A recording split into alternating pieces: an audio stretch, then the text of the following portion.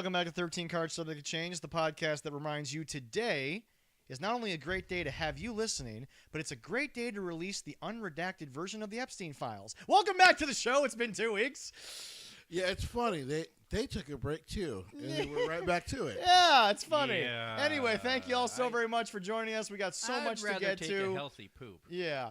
So much has happened me. in the world of wrestling. We got a bunch to get to. I got a list for you. Yeah, no, I see that. We have cards. But anyway, we are going to be working to get Al Sands back on the show because we have a big topic that we'd like to talk to him about. But we're going to start off. Big fight next week. Well, big fight. Yep. And we do have another guest we're lining up. We're not going to say who right now. But I would also, but you know, before we get into all that, Jesse, before we get to the wrestling, and I know a lot of people have been asking us to get back to our takes on the wrestling. We obviously took 2 weeks off. A ton happened. What happened? We haven't really talked about what we watched. People showed up. In terms of the last AEW pay-per-view. Sure. Big news on those pay-per-views coming up. Sure. Which Jesse once again predicted 3 years ago. But hey, I mean, why would anyone believe Jesse? Well, then again, Jesse, you are wearing a certain shirt today. This is a one-time deal. I forgot to do laundry. We can't see it on camera, so Jesse's fine. It is a Goldberg shirt, but it's a one-time deal. And then it will get burned. All right, fair enough. It's like wearing that pink shirt where you don't like pink because you got to do laundry. Who doesn't enjoy pink? Anyway. Well, some people don't. Anyway, but Just Jesse, saying. we need to get to this weird topic because this is a topic that has been going on forever at this point, pretty much since the inception. What weird topic? Of There's AEW. a lot of them out there. Yeah, I know.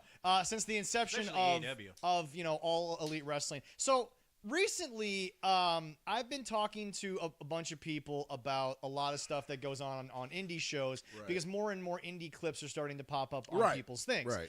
Now, Jesse, I think what people don't understand, and by them being Tony Khan and Tony Khan alone, is, Jesse, the professional wrestling business, if we can give people a little history lesson for here, was you were supposed to get into a fake argument that led to a fight in which somebody was supposed to win and people were going to spend money to see it. Right. The point of professional wrestling is the point of everyone's home job, which is to make money. Right. Now, when the business was predicated on houses, ticket sales, all these things, people were kind of forced into doing better. Right.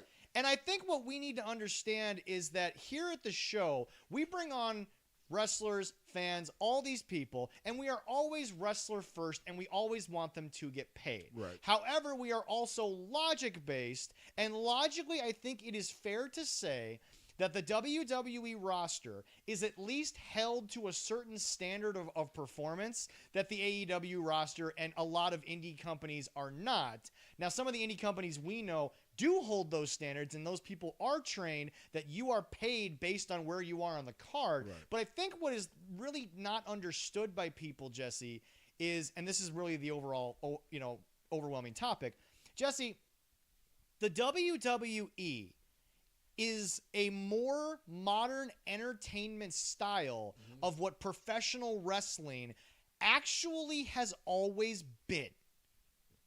Everybody wants to pretend like those who watch AEW are watching real wrestling. Not understanding the fact that, Jesse, real wrestling was a points-based system that you got paid based on how well you were doing. Now, in AEW, Jesse, everyone's just getting paid livable wages. These guys are just getting checks whether they come to work or not. Right.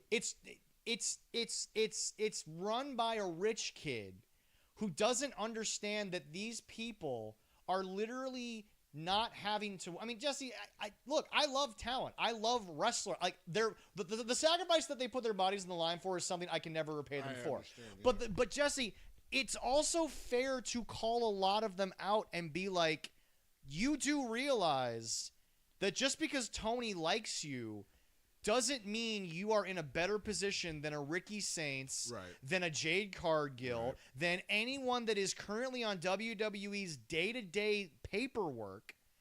And the fact of the matter is that I think that in this business we have forgotten that all the people who were the greats that made us watch. Mind you, I have sat next to Ed Sharkey for an hour and learned more about this business than I could ever tell you people that I've learned from, anyone else. Legend. But what's funny is, Jesse, I sat there with Ed Sharkey watching Rampage versus Ken Anderson. And I learned 3 things. Number 1, he was pissed when they went outside the ring because he always used to say, if you can't do it inside the ring, don't even bother doing it outside the ring. If you can't have a match inside the ring, just don't have the match. Right. And number 2 was, when we talked a lot about when he would go out to California back in the days when they were sort of like making that scene go up and all that stuff. And he didn't talk to me about, the competition. He didn't talk to me about the wrestling was different. It was a different style I had to adapt to. He talked about the money and the women. Right. Yeah. Because, Jesse, the greats did this for money. They did this to pay their bills, to pay their homes, Right. to get money out of this. Right. And I think that what we're not understanding is that just because some rich kid who literally has more money than God just comes along and says, I'm going to pay you basically what I make before taxes. I'd say God doesn't have money. It's all the other idiots. Yeah, sure. Anyway. You don't need money. Yeah. Yeah. He is the Almighty. He is. But anyway, I guess it's just, Jesse, what the talent doesn't understand is that there are people that we know. By the way, Sierra confirmed for DPW. Always a good time to see the former champ. It is her I did house. see that. At least they finally said she would be here this time, so maybe it'll be fair to whoever she gets in the ring with. That's neither here nor there. But anyway, Hopefully, they don't have as much bad luck as the last person that she choked out in the ring there. Yeah.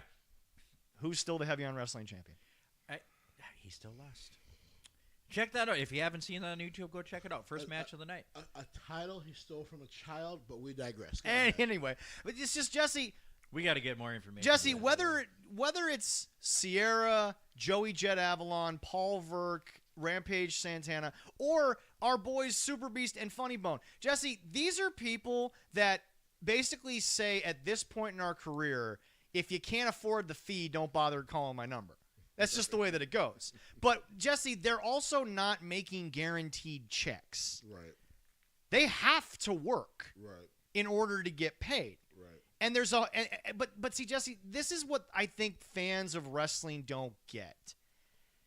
The indie wrestlers that we're talking about are not the same as the indie talent that are in All Elite Wrestling. And that's not to discount what they're doing in All Elite Wrestling from a talent perspective. But Jesse, when your money is based on performance and selling tickets and bringing people back, which is ultimately how the indies works, it's a much different mentality. You go to work, the gym, you lift a little bit more knowing that if you get 10 pounds less of a rep, there's some kid willing to take your spot for less money, and all of a sudden the promoter no longer wants you because they can pay somebody half to do the same thing. Right. So you have to continue to prove where you are. And I think that's the thing that bothers me is that when you're in WWE, yes, you get a guaranteed salary, Jesse, but it is also a situation where Rhea Ripley 2 years ago was not getting paid the same amount as Rhea Ripley on her new deal currently. Right. Because Rhea Ripley became arguably the biggest female star on the planet at a time when that company, whether or not you talk about tickets, I'm done talking about pricing on things. When the houses are half full, a la AEW, then we'll talk about how much money is being spent on tickets and merchandise. Okay? Well, I do love the fan that saw Nick Khan in the Y86 Horror House and was like, listen, I love what you guys do. I'm a fan. Ticket price is kind of high, bruh. Oh, yeah. Everyone's like, that kid stood on business. He's like, I love you. Ticket price is kind of high, bro. Yeah. Just want to let you know that. But Jesse, that's also something that happens when you are at the peak. When you are number one, you can charge what you want, and people will go see you. Because I got people to this day who are just like, man, it's the same songs over and over again. Why would I still pay this for Metallica? I'm like, just because you don't doesn't mean 40,000 people in every state in America aren't doing it. Correct. Oh yeah, it's like me. I was at different WCW shows back in the day. Yeah. When they were up in Duluth, Mm-hmm. was awesome. But they put on a great show. I wasn't at a live show. Like, I was so lucky enough for you to get your wife to get the tickets for that Monday Night Raw that Yeah. I got to experience, Mm-hmm. and then Kathy got to experience where she got hooked beyond belief. Yeah. She saw an independent show and she was The hooked amount there. of people right now in Duluth that are telling me they're going to bring their spouse, their kids to the next DPW, and if they end up doing it, Jesse, I tell people $15, we will get your kids hooked on wrestling in a heart. It's not hard. And the WWE experience in a live show is incredible. Yeah. It's you say, well, it's the same thing. And that's over the other over thing, again. Jesse. It's incredible. Regardless of what people want to say about Metallica right now, they are kind of giving you the absolute best rock show on the planet when they charge for those prices. But you So- know, guys, I might have a special guest with me on the next DPW show. I don't want to know who you're bringing. Anyway. My mom. Okay. Mom there we is go. interested in coming to the show. I'm like, yeah. That would be great. With all the swearing that we do, interesting. Well, it's more of a family friend. That's why my cousin is going to bring her little boy who's like 4 or 5. He's. I said I'll get you in. Don't worry, I'll get you some. Well, tickets. I'm glad that you're helping pay my large salary on commentary. Anyway, Nick deserves so Really? much better. I hope he's well. Nick gets paid. Nick deserves so much better. I digress. So anyway, I need to get so- paid Nick better. What the deserves heck? so much But Jesse, better. Jesse, this is the I thing guess that I got to kiss some more butt. I I'm might not. get paid better. Jesse, this is the thing that I think we're ultimately getting to. WWE fans have almost in no way gone on to social media and talked about how they didn't get the experience they paid for when they pay these prices. Meanwhile, a lot of AEW fans don't seem to be voicing their displeasure. They're just not going back. It's so. and that's a very telling tale. I had a nice like 10-minute little soliloquy promoting this show, and for those who join us, thank you. Because twofold. One, because I'm like I think it's time for me to change the way I talk about AEW, and then two, it's time I changed the way I talked about the wrestling fandom, because I know people who go to both all the time. Yeah. Some of them in the same space / sphere we are. Yeah.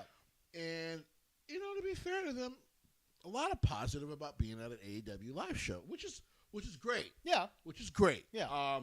To me, anytime you go see a show, you should be enjoying yourself, right? Yeah. yeah. That's the point of entertainment. That's the point of entertainment. Mm-hmm.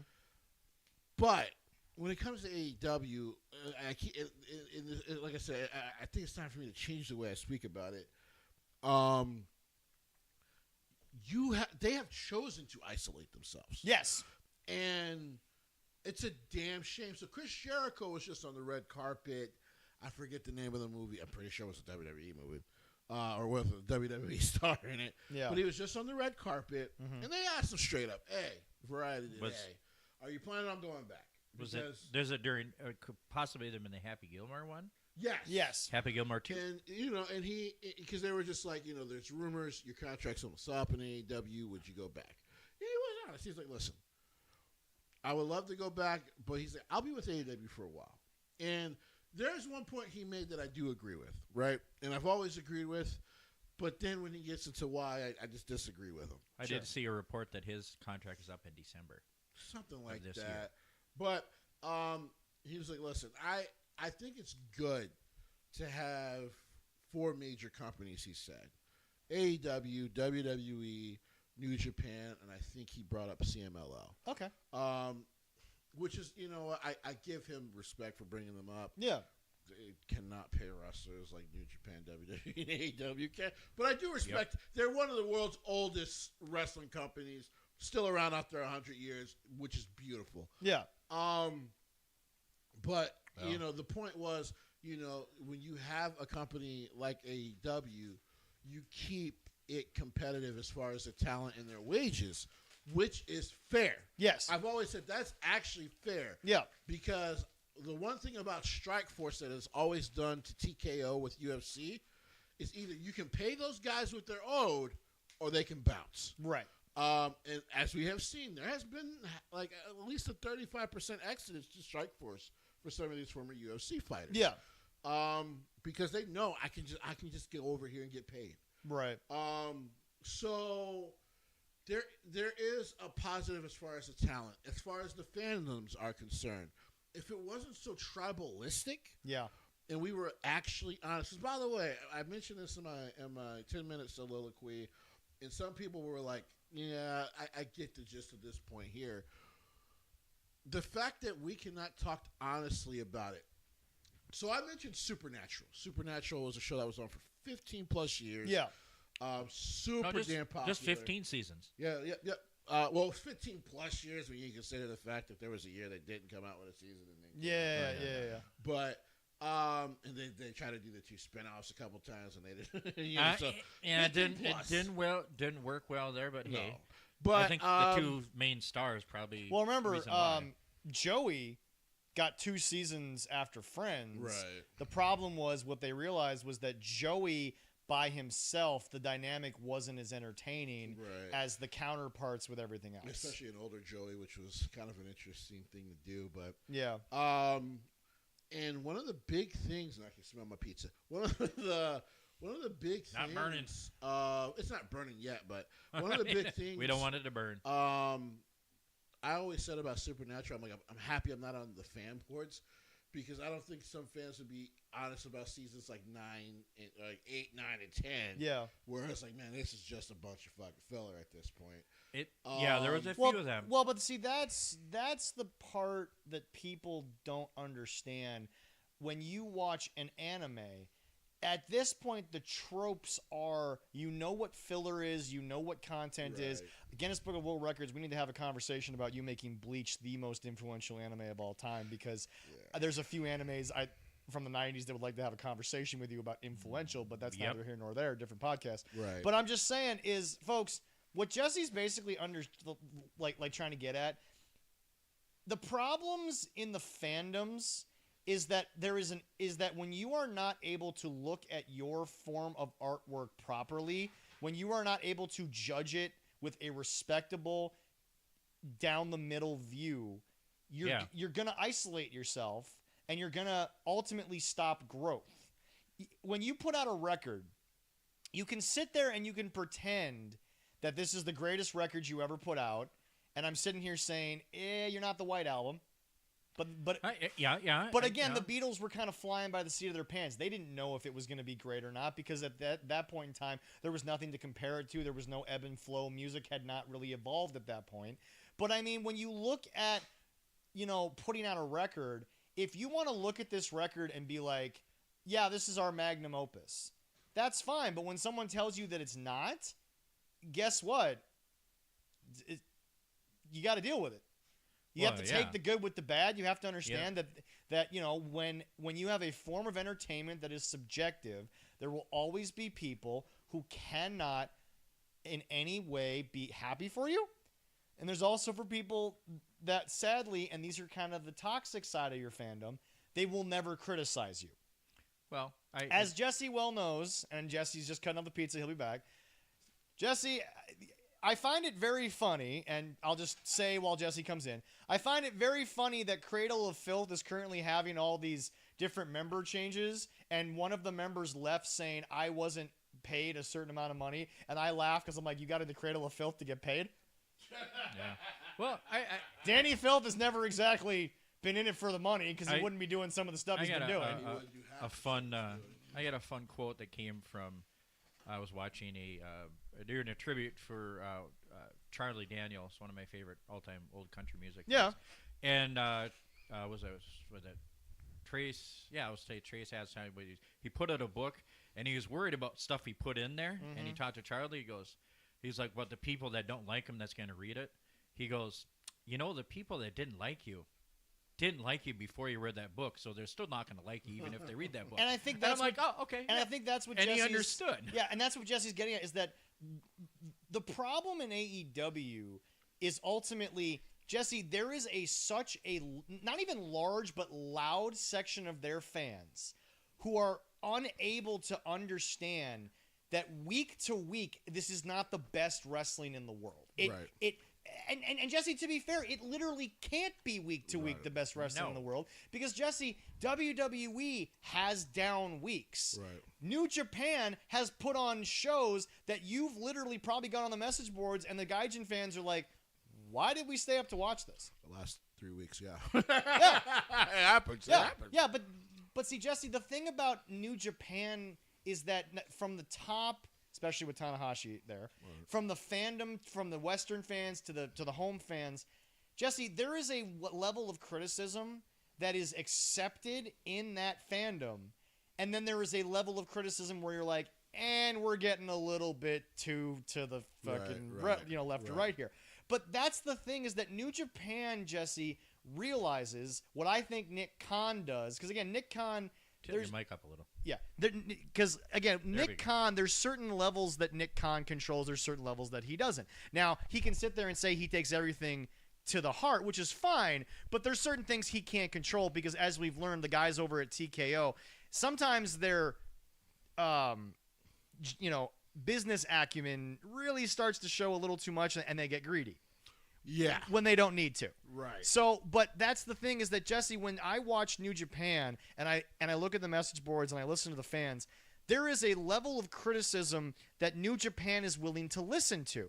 They realize when it is time to start flowing in the young guys into the thing. They realize, okay, this guy is no longer bringing us what we can, so let's see what happens if we make him more part-time. Let's see what happens if we pull him off and do him 3 times a year. And then there's times where it's like a forcible retirement is just happening because but see, that's the beauty of the ace, Jesse, is I don't know if anyone's ever going to get tired of the guy. Maybe for his own physical well-being he needs to go away, but maybe, yeah. But it's just, Jesse, that's been my biggest thing with AEW, is they've also created a world in which, because they wanted it to succeed, it can't fail. I was talking to a guy the other day who heard, so Brock's back. Sure. And here's the thing. He's always talked about, or he was talking about how Brock, he didn't expect Brock to always look so dominant, but the point of wrestling is to be as realistic as possible in a fake way. Now, what I mean by that is, Jesse, in the old days that built the wrestling business, if you wanted to be a wrestler and you were 5'11", 180 pounds soaking wet, they didn't say no. Right. What they said is we've got a spot for you. The problem nowadays is that somebody like a Darby Allin is trying to be Darby Allin. Now, Darby Allin's captured lightning in a bottle and could be a main event talent, and I think has proved it on a number of occasions. But the problem is that when you get 7 different ones, you know what you end up with? You end up becoming Janie Lane. Yeah. For years and years, Jesse, glam rock was selling more records than people wanted it to. We literally talked about this a couple weeks ago. But the problem is, when you got to the W's, the Warrants, the White Snakes, the White Lions, all of a sudden, Jesse, you'd sit back and you got to give White Lion credit, but they were no different than Warren. Right. They were no different than White Snake, who ultimately survived because David Coverdale is one of the greatest singers of all time. Oh, and that band was actually supremely talented. Exactly. But see, Jesse, that's the thing. Their marketing didn't really match the talent, and the talent ultimately prevailed. I think one of the funniest things was David Coverdale talking about, like, we did it because the record label said they'll pay us more to do it, so we did it. Mm-hmm. And then as we're doing it, we're realizing none of these fucking bands are any good. Compared to most of those guys who were trained, like classically trained musicians. Right. Even though Whitesnake was put together for their hair. Right. But those guys were a lot of the bands put together for their hair. Whitesnake especially was put together because of the hair. Yes. But David Coverdale came from Deep Purple. From Deep Purple and the arts. Yep. From his country, from the UK. Yep. So, these were deeply talented guys. And here's the other problem with AEW that I'm finding, because like I tell people, I'm like, don't tell me we don't criticize WWE. I do. I'm like, I do it so often that sometimes I get called a hater, which is crazy, which is crazy to me.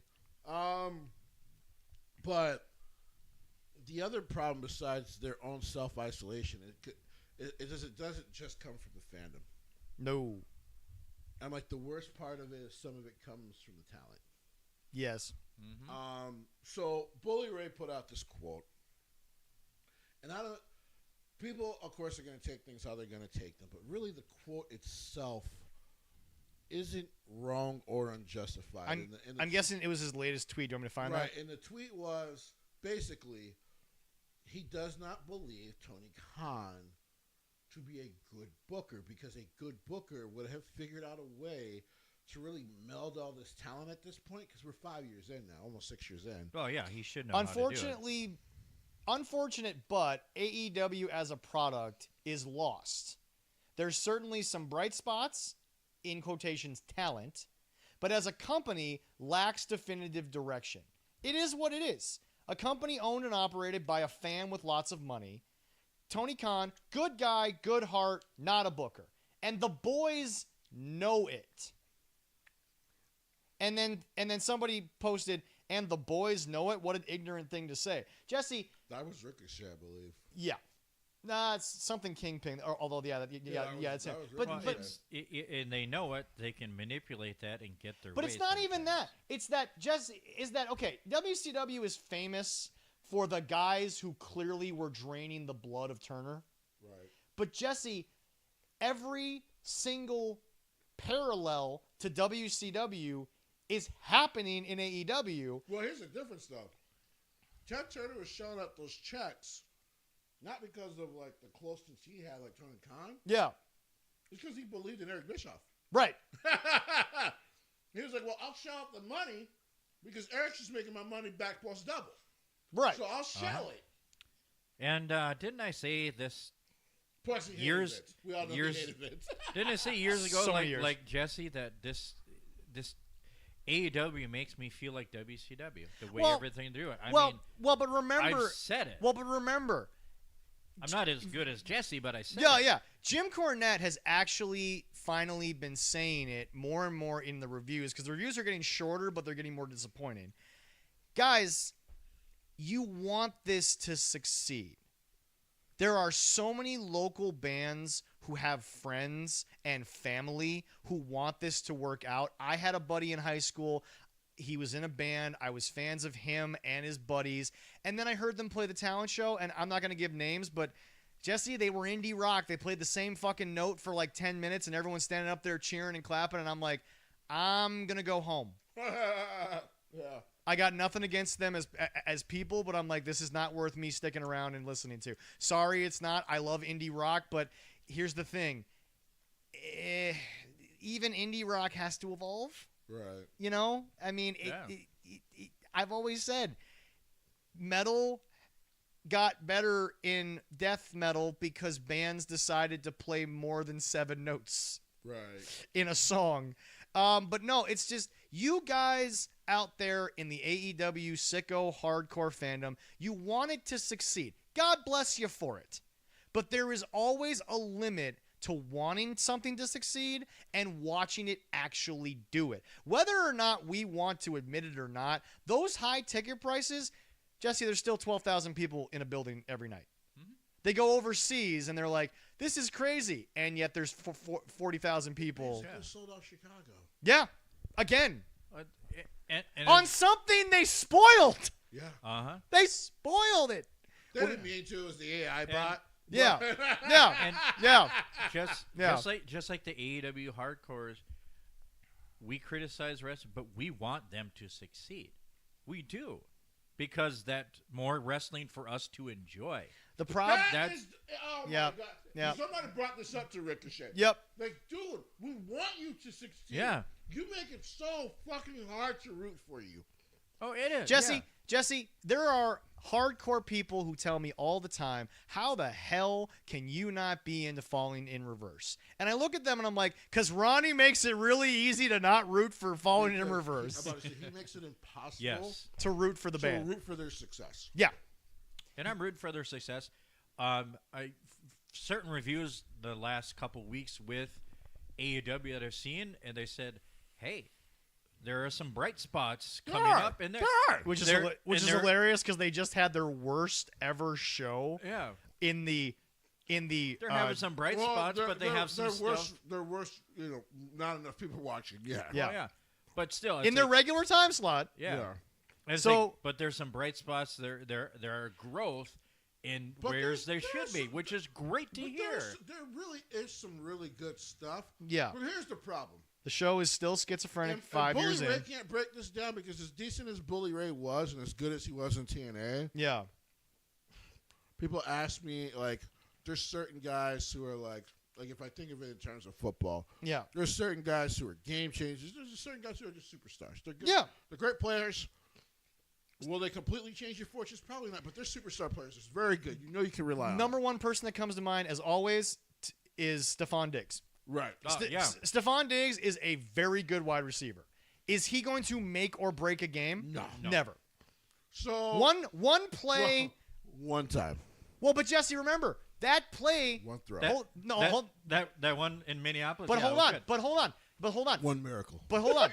now we have Well, to. we need a couple more. But like now, when you look at moments in their totality, you sit back and you say, Jesse, I understand that if Marcus Williams does his job, the game is over. Right. But the thing that happened was, Jesse, not only did he go up and try to make a play, he took out the only other guy that could tackle Stephon Diggs. Right. It was a bad play. If he misses that guy, the guy catches Stephon, and the game is... Everything went perfect Right. for Yes. that play. Yes. Right. Now, the thing is that I try to explain to people is that... Though it's funny because we talk about that play. The play before, Case Keenum actually missed him wide open in the middle of the field. Yep. Yeah. Which also probably would have ended the game because they Yeah. didn't have any timeouts. Yeah. But the point If he is... gets tackled. Right. But the point is, Jesse, AEW, and I say this all the time, they have got a lot of superstar level talent. But how many game breakers do they have? I can count on one hand. And you want to know what sucks? Most of them are hurt. So, honestly, would it be bad if they kind of did a hard reset in AEW and to Here's- start over on things? I here's- mean, would that be a bad thing? I'm going to say yes, and let me explain before Jesse goes. Go ahead. I'm going to say yes, and here's why. You have, and this is all Tony Khan's fault, you have gone so deep into the sicko world, they would rebel against you, and you would lose whatever's keeping you on the air. Maybe. You would lose whatever's keeping you on the air. I gotta be honest. At this point, the Or- people who are constantly there, as far as their fandom, I don't think they're going anywhere. That's fair. But now, Or here's if they do a soft reset, maybe that would help. I well, mean, but they got to change something. Let me give you this, Jesse. If we talk about a soft reset, you know who's a superstar, and based on all the criticism that we've been giving them recently, it's going to be very strange for me to say this. You know who is a superstar but has never been a game breaker, but has found a really good way of marketing that they've been one? It's Mercedes Moné. yeah, It's Mercedes Moné in ring, one of the best in the world. Yeah. Oh, yes, I agree with you there. Can cut a promo, Yeah. believes in the gimmick, yeah. all that kind of stuff. Yeah. But Jesse, when was she a needle mover at any point? Never. I would say the moment her miracle was take over Brooklyn. Mm-hmm. That was her Minneapolis miracle. But since then, she hasn't been a game wrecker. People No. People said I was not supporting the black women when I said in 2013. I'm like, that was more about Bailey. Oh, absolutely. Well, that combination, her and Bailey, through that time when they had them together Right. was incredible. But it they was- carried through that. But time. Jesse, the Minneapolis... But it was more about the female Hulk Hogan that fucking Vince completely missed on. And Jesse, what was the Minneapolis Miracle more about? A missed assignment Right. by a defender that Yeah. led to a catastrophic downfall of the rest of the Because defense. let's be clear, also, just like in pro wrestling for Mercedes, the Japanese stuff was going okay. It was going well, and she was really building out her legacy. And I'm not trying to shit on your defense at that time, Yeah. but they fucking gave up a 10-point lead. Yep. Oh, yeah. And they gave it up in fucking 6 minutes. Yep, exactly. Nope. Yep. So, Yeah. like, I Yeah. totally agree. Yeah. so if she was the game breaker we thought they were, and by the way, they signed one. They signed one of Will Ospreay, never used it for anything. And now he's probably out and now for it's- at least and a now- year. At least a year. I don't know. He might be done for his career. We don't know. We don't fucking know, but it's now one of those things when you look, you're just like seeing Daniel Bryan on commentary. I'm not gonna lie. Before I really could get into it on Wednesday, Yeah. I literally laughed. Mm-hmm. Well, this is the same dude. No, yeah. So TKO sent a cease and desist. Go fuck yourself. Come on, guys. Like we don't need to do that to Daniel Bryan. It's his chant. Let it go. Yeah. There's no, like I told people, there's no way that came from WWE side themselves. If it came from TKO, it literally came from TKO. Right. I don't know what the fuck their deal is. Right. Who cares what the yes chant? I mean, But it's his. It's his. yeah, Yep. I know. It's his. Yep. And so, like, I'm sitting there like as he's starting, I'm like, I'm reminded of the time that Mike Manzanin absolutely went apeshit on him. Yep. And now I'm like, fuck, he might have been like at least 50% right. Well, but see, Jesse, the difference, Especially at the time. right? But see, Jesse, yes, I agree with Jesse, you on that's that. another guy. But the difference between Mike Mizzana and Stephon Diggs is Mike knows he's a superstar.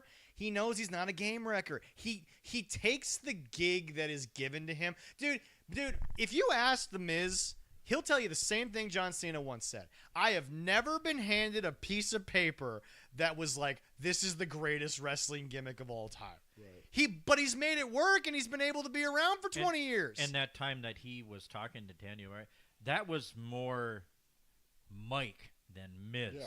Well, but that's my point. Mike has never been handed a thing from the creative team, and he was like, this alone, if I do this exactly as is written on this piece of paper, will make me a superstar. It's never been the case. No. But see, Jesse, Stephon Diggs is like every other superstar. Jesse, I don't think Pat Mahomes is Pat Mahomes without Andy Reid. No, not at all. Do I think that Pat Mahomes is now? Okay, Ryan Clark got criticized for what he said. I will actually agree on this. The only thing I think he was wrong on was Peyton Manning. I don't think Drew Brees was a generational talent because he didn't have the size, he didn't have the arm strength, he didn't have this, he didn't have that. And by the way, Tom Brady, as everyone knows, was never the physical specimen that everyone thought that a quarterback should have been at the time. So I'm still trying to figure. Did he say they weren't generational athletes? Because He Tom said Brady was not a generational he said, athlete. and That's what I he said. quote, they were not Has it? generational talents. Talent. Which- Not athlete. This was talent. okay. Hold on, Leroy. Hold on. This was the argument, Jesse. So the question was, and yes, Dan Orlovsky's a former quarterback. He's always never going to criticize a quarterback. We get it. And that's also Hold with on. Archie Manning, right? This was Arch Manning. Now, first and foremost, let me be very clear to anyone out there. Grandson, nephew. 5 nephew of the boy's grandson of He's, Arch. Grandson, nephew. He's the grandson of Archie Arch. Manning. He's the middle son. He's the Middle kid- son's kid's kids. Yes. son. Yeah. Yes. No, but okay, so Jesse, first of all, Arch Manning was so wrongfully criticized for a week, and then he had 5 touchdowns the week after, which I It's like 100% predicted because again, Jesse, you can have off games. Jesse That's fine. it doesn't no, forget off game. He played an NFL defense. Oh well, Matt that's Patricia's kinda a hard. fucking defense. He's a former offensive coordinator, but still. Anyway, Fucking Bill Belichick. but Jesse, Yeah, don't you love him? Ohio State, you didn't play a cupcake. You played Ohio State. Yeah, at least none of those guys are going to the NFL. They had Well, yeah. no. It's projected they have 8 first-round Yeah. picks on defense Yeah. alone. At least none of them. Their will be starters. quarterback, just saying, because that's literally his thing. No, he straight up saw what was happening to Arch, and he was like, "I'm just not going to make as many mistakes. I'm not Well, going to you- go out you there try and not show to. off. Why would I do that?" Right. But no, it's just what Ryan argued was that, well, now, first of all, Ryan, I think, got a little too heated because Arch Manning, when you think about what a quarterback is supposed to be, I think he's a generational talent. But, Jesse, environment matters, coaching matters. Back to my point about the guy who asked about Brock.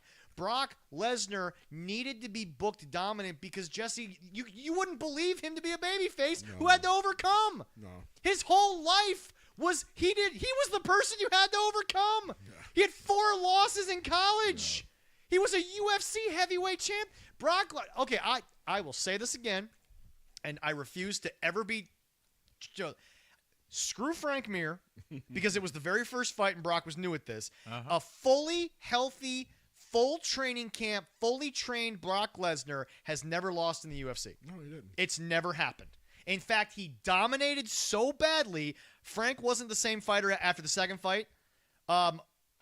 Shane Carwin was done. Yeah. He lost like 2 fights after and then retired.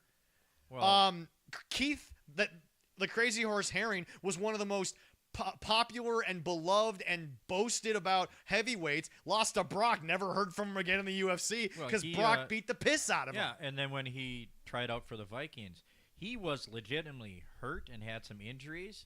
If he was almost 100% healthy, disagree. He might have made. Disagree there. Disagree there because he was 27 years old, and he was he was 27 years old. And then you start to realize, oh, even the 400-pounders are fucking super athletes in the NFL. Yeah, Leroy, he had a groin injury, and he still did what he did. No, Leroy. The reason why I disagree is because I tell people all the time, if you think football players are meatheads, you've never looked at a playbook. You've never tried to hear what they hear on a daily basis. But I wouldn't put Brock Lesnar as a meathead anyway. He's a smart guy.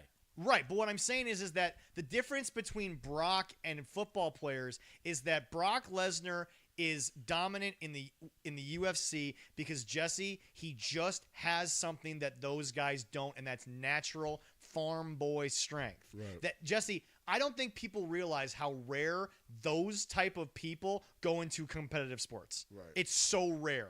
The difference is, Leroy, in football, like Jesse said, you could be the best defensive tackle in all of college football.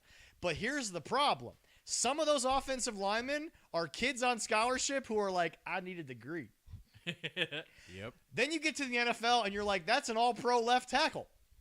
Mm-hmm. Okay.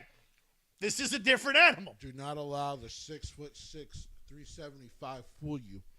That motherfucker's nimble. Okay. Okay, now I'm going to go a little off the spectrum of our fan base, but this is what I'll understand. Taylor Swift actually proves my point. She talked about the first time she met Jason Kelce, and she said, you flew out of the box and you moved like a ballerina. He's a former center. Yeah. And she sat there and she basically was telling you, that's when it clicked. This is supposed to be the fat guy in the middle. Then you realize, Jesse, that belly had a lot of muscle behind it. Mm-hmm. He put on weight to play football. Correct. He didn't have weight and then was able to play football.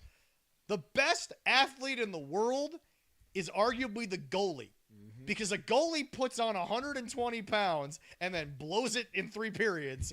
Because Yes. because Jesse, some people don't believe me when I show them pictures of goalies after games and they're like 6'4" and like 180 pounds. I'm like, no, that's kind of how it goes.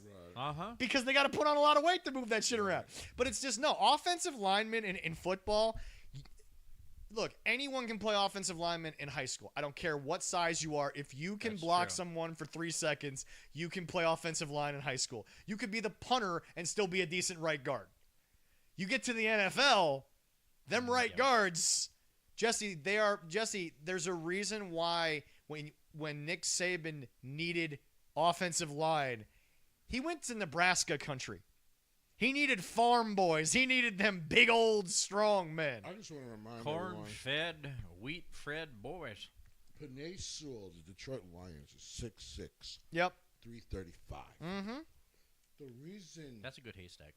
The reason people, seriously, in college, called him the best lineman they had seen in 20 years and the most beautiful lineman they had seen in 20 years is because he doesn't... When he moves, he doesn't move like a fat man. No. He moves like a dancer in the wind.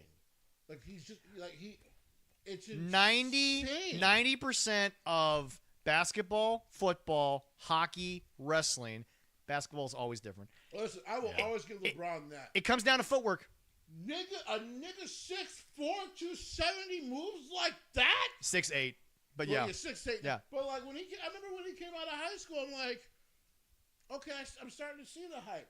He's that big, and it's effortless. But Jesse, why did William Regal put such an emphasis on footwork, on basics, on mentality? Jesse, I tell people all the time, the best left tackle arguably ever was probably the guy on the Cowboys triplets team. Oh yeah, I can never remember. Larry Allen's the guard. I'm trying to remember. Yeah. Yeah. Okay, but let's go with Larry Allen. But do you know what Jimmy Johnson had Larry Allen doing the first week of training camp every year?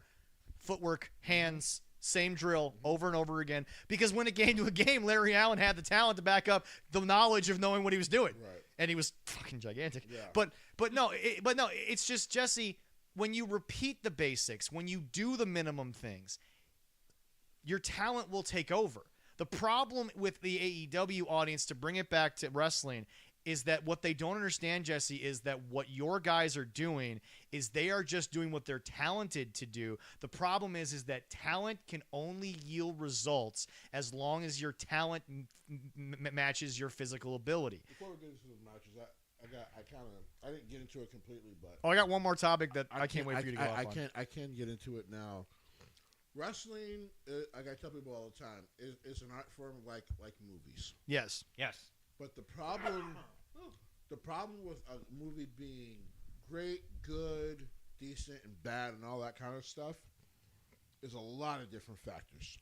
And right now, where AEW is as a wrestling company is, the talent is good enough, just like a couple of actors in a movie, Yeah. maybe, to maybe carry that thing to be an Oscar-worthy film. Yeah. The director ain't good enough. No. And because the director ain't good enough, now it's just a Somebody decent movie. somebody asked me the other day. And the story can't flow. as Somebody well. asked me Right. the other Good. day, why Yes. do some people stick around certain wrestling companies? And I'm like, why will Samuel L. Jackson always pick up the phone when Quentin Tarantino calls? There we go. Why will people work for Christopher Nolan but won't go work for a movie that might make more money? And Christopher Nolan's a little more niche. People forget that. Why does M. Night Shyamalan get people all the time? Because at the end of the day, Jesse, when it comes down to the basics, they understand it. They get it. Now, A24 Studios right now I think is on one of the best horror runs I've seen in a long time. But there's this little movie in the middle that I think is absolute trash, and it's called Midsummer, which is weird because everyone thinks it's like one of their peaks. But when you watch it, you realize this guy, talented writer, beautiful set design, knows exactly what the vision is. As a director, the movie's not that good. The acting is mid. The story's not told well. Yeah. Because, Jesse, you've always said when you are the director of your musical projects, your job is to not only recognize talent. Now, I know you do a lot of your own writing, but if you have another writer in there, you're not going to turn it down. But you need to get that. You are the Triple H. You need to get the writer to be like, okay, now how do we translate that to what will work? Because Jesse, how many bands have written lyrics and they've been maybe like sitting there being like, wow, it's like Shakespeare wrote this. Does it work for what we're doing? Are we too far away from what has gotten us on this stage? Right. Is it because see, Jesse, the lyrics of, let's say, rap or pop, you can write that for deathcore. It's not really going to translate to the audience, unless presented in a certain light. U2 became legendary because Bono always had a vision of what they could do each time they did something. Yes. His lyrics were not always the strongest. No. Hell, I don't even think the Edges, all of the Edges' music writing was always the strongest. No. But then there was this other band. Unfortunately, the guy died in the early 2000s, but they were called Big Country. Yep. Much deeper band. Yep. Probably much better writers. Yeah. Reason they didn't become as legendary, they didn't have that kind of vision. They were writers, right? Right. But for these things to actually grow and to be, the comparison to AEW, of course, will always be WWE, unfortunately for them, is you got to have a certain vision. And I keep saying, like, in the end, you've learned, Jesse, Dave Mustaine, great writer. But Metallica got bigger because they stuck to a vision. Dave's vision didn't make as much money, didn't grow as much. Kirk Hammett's a better person. That's not hard to see. I think Kirk Hammett's a AEW's much better person. the feel I get from AEW's vision when they first started is we're going against the man. We're going against W. We want to beat the man, and they didn't But after change the first it. 2 years, your vision has to change. Yes. And it Or you still have to grow. is. It still Well, is no, the same. no, We no, need to no, beat no. the man. Your vision doesn't have to change if you're happy where you're at. The problem is, and you've said this, you have been the only person, even above us, that has said this. Jesse, they kept taking shots. They wouldn't stop. They wouldn't stay in their lane. It's one thing to be happy, but it's one thing to be an FCS school and dominate the FCS, win 4 national championships, and be like, it's pretty good to be the king. And then your fans start to chant, we want Nick Saban's Bama. That's a whole nother level of intensity, ladies and gentlemen. Yeah. That's a whole nother level of, that's a small-town National Guard weekend warrior taking on the fucking Israeli army. I will say this, though. I give Appalachian State credit. Yeah. They moved up pretty well. Well, Oh, yeah. but see the problem, but see the difference is, Jesse, that school was always above FCS. That school had a vision of being an FBS team above FCS. Jesse, that's why they were so dominant in the FCS, was because the coach that beat Michigan, he coached those guys to their talent level. Right. The talent of Appalachian State that year, even though there were, 17 preseason All-Americans on that Michigan team, 14 All-Conference that weren't even All-American, and they were like 5th in the country, and then they dropped the ball because they didn't keep themselves grounded and ready. Their vision was, who do we play next week? Because this is the cupcake to get ourselves. This is the warm-up. And then the warm-up said, fuck you, we're just going to come in here and whoop your ass. Corey Lynch is the most famous football player to never make it in the NFL because he played every snap of that damn game. That motherfucker did not come off that field unless God himself came down and said, you are done, sir. That's why he didn't score in the big house, because his legs gave out. But Jesse, you said after 2 years, guys, if you just keep on the path that you're on, you're going to do really well. And then they decided to punch up, and they're not good at punching up. No. That was never their strong suit. The little engine that could, Jesse, just kept doing what the little engine that could. It was easy. Like I said, before a certain someone had taken over for a while, Triple H. A certain old man made it too easy for you to keep fucking shooting your shot. Yeah. And all of a sudden, someone is a bit younger, of course, older than Tony, but, has his pulse, and I still believe this, even though sometimes WWE's booking isn't always up to par, but, yeah. I've said he does have his finger on the pulse most of the time. He also, Jesse, has a vision. Right. Of where they need to get to. Right. The problem that he faces is corporate entities not understanding. Which Tony Khan does not have to deal with. Nope. And by the way, folks, if Disney would have bought them, we wouldn't be having these problems, because Disney has a bunch of dudes that are like, hold on a sec, we just made $6 billion? Why the fuck would we replace anybody over here? Why would we interfere at all? Why the hell do we care? We got paid. Keep going. Keep going, boys. Yep. But the problem is, Jesse, what we're learning about TKO is that they are enamored by the world of celebrity. They are enamored with the glitz and the glam. And now we get to somebody who, Jesse, it is fucking annoying, yeah. You want to know what's annoying? I'm going to start it off like this. I said this, and some people agree with it. Some people want to be nice because they were like, well, I can't beat her in a fight. I don't think Ronda Rousey realizes how little talent she's ever actually had. I am fucking over this bitch. Like, so now you think you can, like, now you just disrespect Alexa Bliss, who, by the way, was a above you in the pro wrestling world did not have to work with you. Like, fuck you. Now, I want to bring us back for a second. I will never discount the fact that at one point in the world, Jesse, she was the third best judo talent in the world. She was green at that. She was green at pro wrestling. But Jesse, hold on. Bronze medal is nothing to spit at. But Jesse, bronze medal in what? Follow me for a second. Judo. Mm-hmm. Once you add the extra M to mixed martial arts, it's a whole new ball game.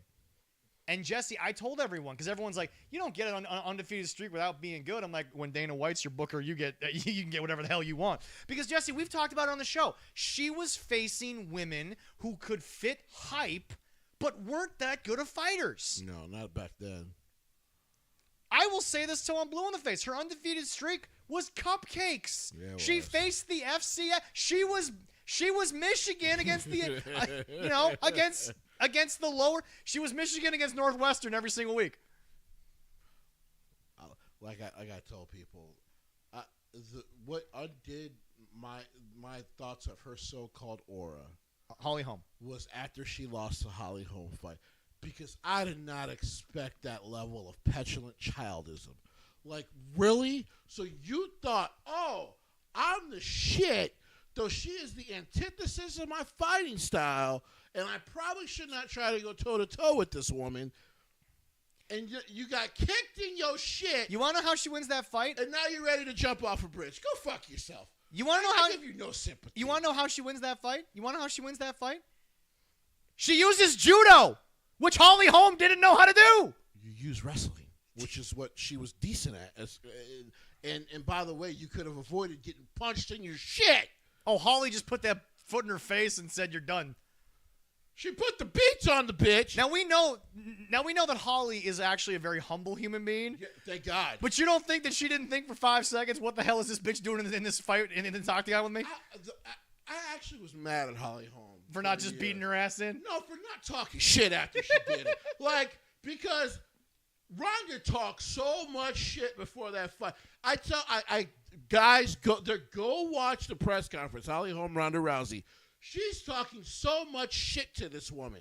Holly Holm asked one question. She's like, are you going to be able to defend the kick? And all Ronda kept saying was, it doesn't matter. You're not going to get close enough. I'm going to knock you out in the first round just like I do every other woman. And I'm watching Holly Holm's face, and we should have all been like, oh, Holly Holm's going to fuck her up. And Holly Holm's fucked her up. And Holly Holm fucked her because Holly Holm's like, she's not a good fighter. Nope. She knows nothing about fighting. But Jesse, neither did the women that Ronda faced beforehand. And then all of a sudden, Emmanuel Nunez has come up and Ronda can't fight anymore. Like, oh, so what happened to this badassism, right? And then Amanda Nunez is, in my opinion, the greatest all-around women's fighter that ever got in there. That doesn't mean she was unbeaten, but that means that she was the best. I was with the rest of the world when I heard she got signed to WWE. I was like, I'm rooting for her. Yeah. We saw the training with Natalia, and I'm like, this is awesome. You know, she's already got a little bit. But now you're going to spit on one of the best in a generation. For what? Oh, they should have never put me up against her. It didn't really help. It didn't make any sense. That bitch had already been, and I mean this as a queen. Yep. She's a queen bitch. Yeah. But she had already been on top of the game for a while. That's Vince gifting. But now we go back to Ronda is just crazy. But Ronda's like the sickos. Jesse, just because you can wrestle doesn't mean you understand the wrestling business. Alexa Bliss was a bitch. She could talk. She could get Jesse. She wrestled within a style that made sense to Alexa Bliss. I love that. Like, yep. So Lexi has kind of commented. Yeah. Because basically, she was like, it's funny. I heard the comments, and she's like, I was actually going to tell people, like, don't go after her. She's entitled to her opinion. Yeah. And she was like, but I saw the comments, and she was like, I've just stayed quiet. Lexi, you don't have to say shit. Fuck her. Here's the problem. Fuck out of here. In an octagon, Ronda Rousey probably beats Alexa Bliss 10 out of 10 times. Course. But Jesse, now this is where you always get mad at people. What context was Ronda talking in? Pro wrestling. Pro wrestling. She's not a better There's pro a difference. wrestler than Alexa Bliss. Not in a million years. Because hey Leroy, quick question. Yeah. What ultimately is pro wrestling a combination of? Physical style and showmanship, of which Yeah. Ronda has none.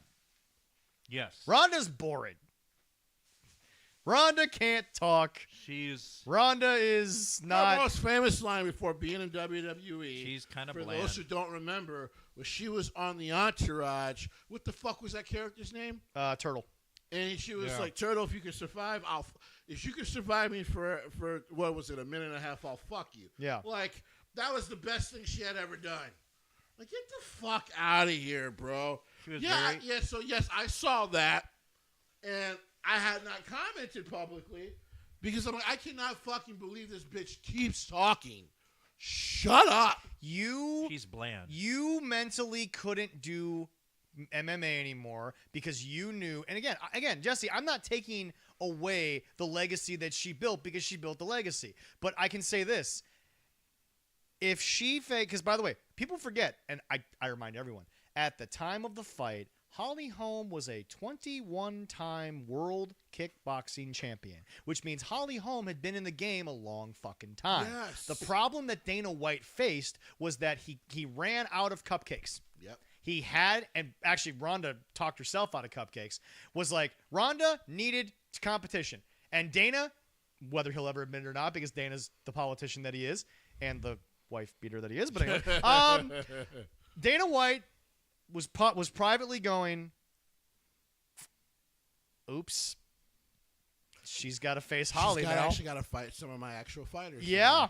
And Holly Holm walks in there as a 21-time world kickboxing champion with a discipline to win 21 world titles in the same fucking thing. Holly Holmes could step in the ring with some of the best boxers in the world and probably throw hands. That is who Holly Holm fucking was in her prime. But anyway, your undefeated streak. Quick question. How many names can you remember from the undefeated streak? Probably only 3 of them. Exactly. And you want to know where they went? Nowhere in the sport. Well, one of them had a successful career. Wasn't Kat Zagano. She was the one that like had the crazy eyes from Brazil, was like talking trash to Ronda, and then Ronda put her down in like 15 seconds. Cat's a guy. Was she like 37 at the fucking time? Well, that was the other thing. That was the other thing. She was way past the ability to be Yeah. worth anything to Ronda Rousey. Sometimes youth beats father time. It just happens. That press conference, like I tell people, watching it back now with her and Holly Holm, I'm like, I beat Father Time years we ago. should have all been like, oh, it might finally happen. She might get her ass whooped. Oh, I knew it. But like, I knew it. everyone almost thought of her like Brock. You're like, she's gonna dominate. But the difference between Brock walking into UFC was Brock Lesnar was a former NCAA champion. Brock is such a freak fucking athlete. That's the thing with Brock. He's such a freak athlete that as he started to dominate, you were like, I'm actually not too shocked by this. Well, but see, Jesse, remember when he coached the UFC, he had a Muay Thai guy who went in there and tried to use the Muay Thai, and he ended up, I think he ended up getting tapped out. Yeah. And Brock just sat there in the locker room when it was over, and a lot of people call Brock bad coach for this, but I'm like, ask Kalen DeBoer what discipline looks like. But anyway, he just looked at the kid, and then he looked at the rest of the team, and he goes, wrestling goes a long way in this sport, boys. Wrestling goes a long way in this sport. By the way, who were the 2 guys in the Matt Hughes season that went to the end? It was 2 of Matt Hughes' guys. Yeah. One, country boy farm strength, didn't know his own strength, never tapped out because he was just bigger, stronger, faster than everybody. And the guy who won was the smarter fighter. Right. Was the guy who could just outdo everyone. Right. He was smarter. He knew that the big muscle had a weakness because he was on his team. Right. But like America, Brock Lesnar was a farm boy with training. He is the gorilla who found out he could start lifting weights. Right. This is a problem. Right. But now back to this whole wrestling thing before we get to the results of everything. When you look at the fans, Jesse, they are exactly like Ronda. They think that for some, and which is weird because Ronda loved Rowdy, who was the ultimate performer over wrestler. That was the ultimate professional wrestler. Right, exactly. But it's like, Jesse, it's fine if Ronda Rousey look Ronda Rousey can talk fighting all day and Alexa Bliss has nothing to say. We know that. Brock Lesnar can talk fighting all day and no one can say boo to a goose. Ryan Clark can talk about football all day long and none of us can outdo the guy because we're just a bunch of kids with a podcast. But here's the thing. When you start talking wrestling, Alexa Bliss was a Hall of Famer before she started doing the Wyatt Six stuff. She was a Hall of Famer before she had a kid. She was a Hall of Famer before arguably she was done being a member of the generation of the Four Horsewomen, even though she wasn't in the Four Horsewomen. Right. Alexa Bliss has forgotten more about professional wrestling than Ronda Rousey bothered to learn. Right. And Natty will tell you that, but Natty's too nice of a human being to say anything. Natty's too nice to say anything. Yeah, but it's like, Jesse, it's one thing for AEW wrestlers to sit there and say, I ran the roads. I worked. Should have just signed with AEW. Who? Ronda? She worked one match for him. She could have had her pick of the litter. Looked looked strong. Yeah, but Jesse, there's true. a ton of wrestlers in AEW who can speak to. I worked for a hot dog and a handshake. I drove the roads. I did this. I did that. And you know what the NIL people over in WWE can't tell them? Anything about that. But success at the top of the wrestling business, Trick Williams got a lot to say, and a lot of them people in AEW ain't got much to say. Well, I cannot believe she said, like, why are you opening your fucking mouth again? Go do your Twitch thing. You're boring at that. As he said about, the porn star is better at that than her. That's you. As you said about Sasha, what the fuck is her last name? Adrian Chechik. No, well, she's kind of entertaining because she's all titties. Sasha Grey. Yeah. Sasha Grey's she's like, I'm not going to be afraid of the fact. By the way, Riley, I understand. She found Christ and all this. Hey, Riley, you signed a contract. Next time, read those things. I'm sorry you did this for. By the way, I'm not sorry you did this for 12 years. She made $150 million getting fucked. I'm sorry. I'm sorry that your over-conservative church made you feel bad about that. You don't have to go back to the porn industry. That's fine. But why are you shitting on everybody, on every one of them now after you made $250 million? Not to mention the fact, sweetie, if I hear you say in another fucking interview, I want to find a way to get my content taken down. Read the contract! You don't own any of that shit. Nope. The studios who own the studios own that, and it's not going anywhere. Because they're still making buco bucks on that. Yeah. Well, no. If you want to own your content, start it from scratch or pull a Taylor Swift and buy it. It worked. My buddy, by the way, Josh was in town. Okay. Yeah, but anyway, my buddy literally does not like the Beatles, and he does not like Taylor Swift. However, he is in a band. He's a musician. He's trying to make money doing this. Go check out Exquisite, by the way. They are exquisite. But anyway, here's the thing. He won't deny the fact that I don't have a streaming career in music if Taylor Swift doesn't stand up and do something. Right. I don't have a musical career if the Beatles didn't do what they did. Right. He doesn't like the music, and he doesn't have to. Right. But again, I tell people the Mount Rushmore of music at this point ain't changing. But it's because of how they built the music industry. Right. They are the 4 greatest artists of all time, and Taylor Swift has said, I know artists now who literally reach out to me and say, we get our first record deal, and we say whether the record sells 1 million or it sells 1,000. After 4 years, we want our music. Right. We want our masters. We want control. Right. Yeah. You want to own your own shit, start your own company. You want to own your own shit, get it in writing. But I swear to God, if I hear, whether it's fucking Riley Reid or whoever, if I hear one more goddamn person make fucking 9 figures in money and then turn around because they decided to find whatever, and all of a sudden they're like, well, I want it taken down. You don't own it. Get over it. You sign. It's Hornswoggle with Peter Dinklage. Peter Dinklage all of a sudden had a problem with Disney using little people. How many checks have you cashed for movies that were pretty insulting to little people? Listen, I've seen a lot of Riley Reid's former content, and I'm, good for you. You found God. You want to have babies. I have no problem. Yeah, with no that. one cares. Suck the karmic dick. You did it. You got paid almost $250 million in your career. Suck the karmic dick. You were so good at it for 10 years. Now just swallow this one. Because, by the way, you have enough fucking money to buy your content. I'm tired of people like her Maybe. and Ronda. Like, get the fuck out of here. Like, what else do you fucking need? You know what Alexa Bliss has not done? Besmirch WWE, talk shit. She's cast her check. Yeah. She's had her baby. She's gone home, and her husband's still cashing the check on the one song he had in the 90s. Listen, that's all he needs. She hardball negotiated. She did what she had to do. By the way, she fucking deserved the money. Yep. Let's just be real on that. I don't know what Vince has ever offered her. It was never enough. So she deserved the money. Yeah. But for her to attack someone who clearly helped bring Vince's whole thing was to make she Ronda made Ronda believable because she was double jointed. She bent her arm to make Ronda look bad. Like you got to work with 3 of the absolute best women you could ever fucking work with for WWE. And she just always seems so fucking ungrateful. Ronda is Becky Lynch. Ronda is Sting, but less grateful. Well, I'm about to say at least he's grateful. Okay. Because I was talking to someone that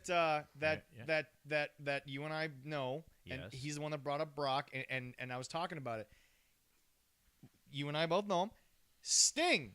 I love Steve as a person. Sting is a great character. Sting listened really well to top talent for 25 years. Right. Yeah. That is what Sting did. Sting is not Ric Flair in the ring. He was never Lex Luger in the ring. No. He followed instructions, and he got paid a fuck ton of money to do it, and he got to live his life the way that he wanted, but he's not Ric Flair. He's not Randy Orton. He's not Seth Rollins. He's not fucking Roman Reigns. He's not these guys in the ring, and he never will be. Sure. But here's the thing. Steve also never talks shit about those people. No, he didn't. Because it's not who he is. No. It's true. Absurd. It is like... she's talking shit again. Becky Lynch, as great of a heel character as she is, deserves credit for being maybe female wrestling Kendrick Lamar. She saw this shit coming like 6 years ago. You think? I still remember that interview she did with Chris Willett. And she was trying to, in the kindest ways, talk about how selfish Ronda Rousey was. Yeah. Because she was just like, she's been walking into this world, and she's so ungrateful. Yeah. Like, she constantly feels so ungrateful, but sometimes all you can do is you hope that maybe through your kindness and through your love, you can help them find it. Otherwise, she may never find it. And people at the time, because by the way, this is before the WrestleMania main event. Yeah. A lot of people at the time thought she was like overtaking personal shots at Ronda. No. And at the time, I was just like, well, if those are personal shots, those are kind of weak, right? Yeah. Boy, we're like 5 years, 6 years away from all that now. Those comments have aged like fine wine. Yeah. Like Kendrick Lamar's raps in a year about Drake have fucking aged like the best cheese possible at this point. Because, like, I love me some good it's just cheese. she read right through her. Yeah. So Becky, well, everyone owes you an apology. Well, to be fair, Drake's catching strays from Rhea Ripley now. Yeah. What the fuck would Rhea, even if she wasn't married to Buddy, right? What the fuck interest would she have in this light skin ass bitch made ass nigga who decided to sue because he lost a battle? This woman has fought for everything in her life. How can she respect a man who fights for nothing? Dude, on one of those threads, somebody also for some reason said, well, this is no different than like, I don't know how dominant, it's like for Buddy, I don't know how Dominic's wife goes home after everything he does. I'm like, pretty fucking okay. Because she understands he's an actor in a way. Like, yeah. Josh Allen understands, yes, I watched the Sinners movie. It's kind of crazy. Like, that. Yeah, but Josh ain't dumb enough to kick Haley to the curb for a fucking performance. And by the way, Michael B. Jordan's married. So like, why?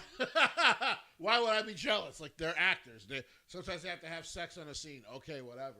Like it's. Buddy is secure. Of course he is. Miss Mysterio doesn't give a shit. I fucking miss Buddy Murphy in WWE at this point, man. But I'm just saying. You never know. But I'm just saying, Jesse.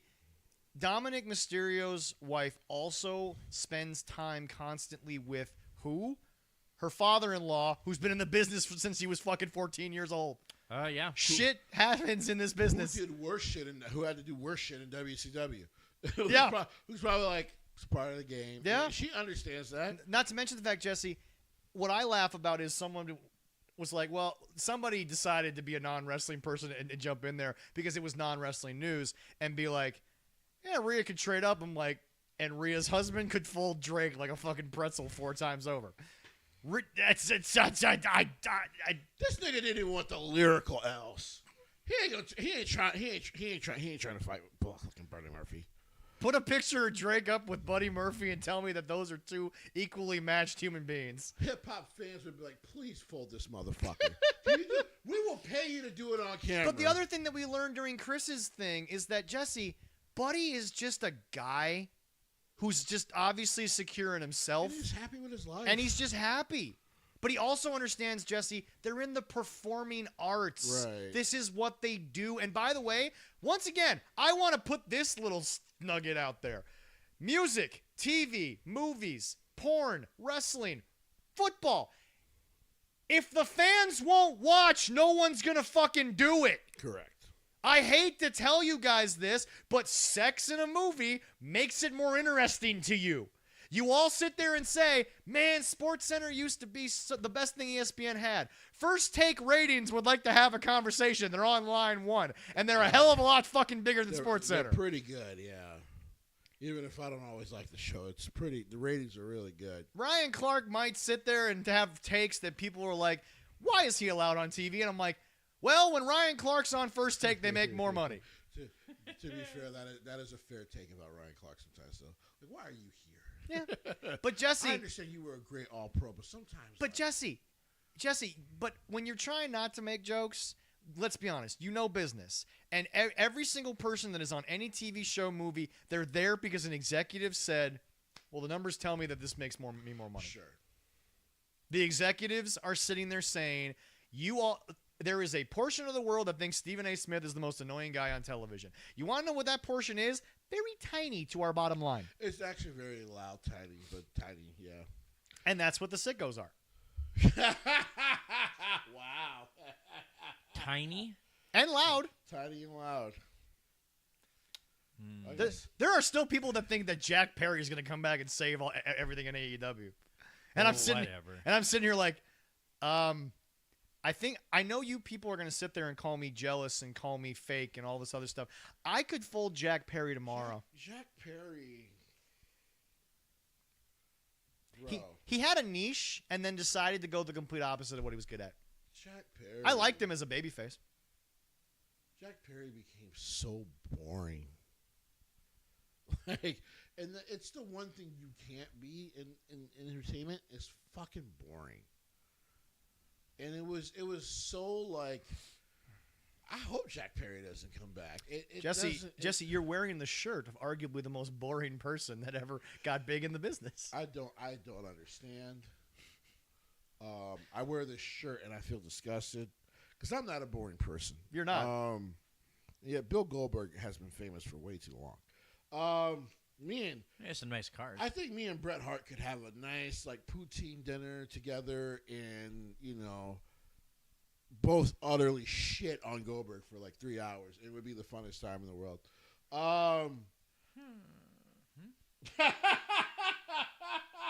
No, I'm just looking stuff up. Sorry. I'm about to say he wasn't ready to hear that. He does research during the show, folks.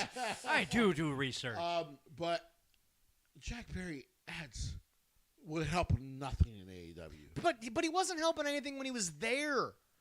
They were friends with Jack Perry, they being the Young Bucks. They wanted their buddy to be successful, like all their friends made money for a long period of time.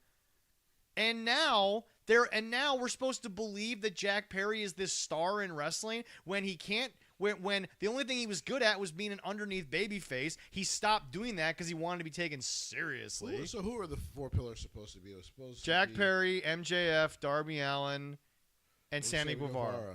Sammy Guevara is. Well, if I look at it, We got 2 left. that means the tower is tilted. And there's only one tower that has survived being tilted for over 500 years, and it's a miracle of God. That's what we call it, the Leaning Tower of Pisa, because it is a miracle of God. That hasn't fallen over yet? Huh? It hasn't fallen over yet. It's like God is just like, enjoy the view, humans. You don't understand. It's also be grateful for me. It's also the one tourist attraction that I'm not allowed to go to, and the reason is because if I go, I first of all won't take the same picture that everyone else takes, but I will just start singing "Everybody Was Kung Fu Fighting" in front of everyone's photo. That's funny. I will get chased out of the courtyard. But I will ruin all your photos. I will say this. There was a joke made. Then he'd be at the By- airport. You are not allowed to back here again. There was a joke made by CM Punk to MJF. Is that your attempt at an about, Italian accent? What? I think it was. It was. The Leaning Tower of Pisa is in Italy. You're aware of this, right? Yeah, I wasn't talking Spanish. But CM Punk once made the joke reference to MJF that he had been replaced by Britt Baker, Yep. right? Mm-hmm. And it was funny. It was a great jab. Yeah. Because she was super popular at the Yeah. time. And I'm like, no, but a woman really did replace one of them. Fucking Tony Storm actually did replace Jack Perry. You know who else replaced Jack Perry? A dinosaur.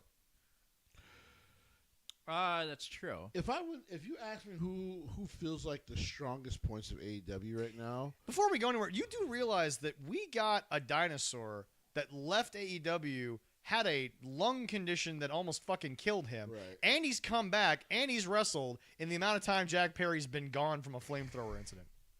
bye. I'm that fucking sad. It's, neither is their audience. That's true. What I love was that Trick, Swerve Strickland became a pillar for them. Did not foresee that coming. and now he's out. Yeah, I heard he's injured too. I believe the rumor is meniscus. Torn?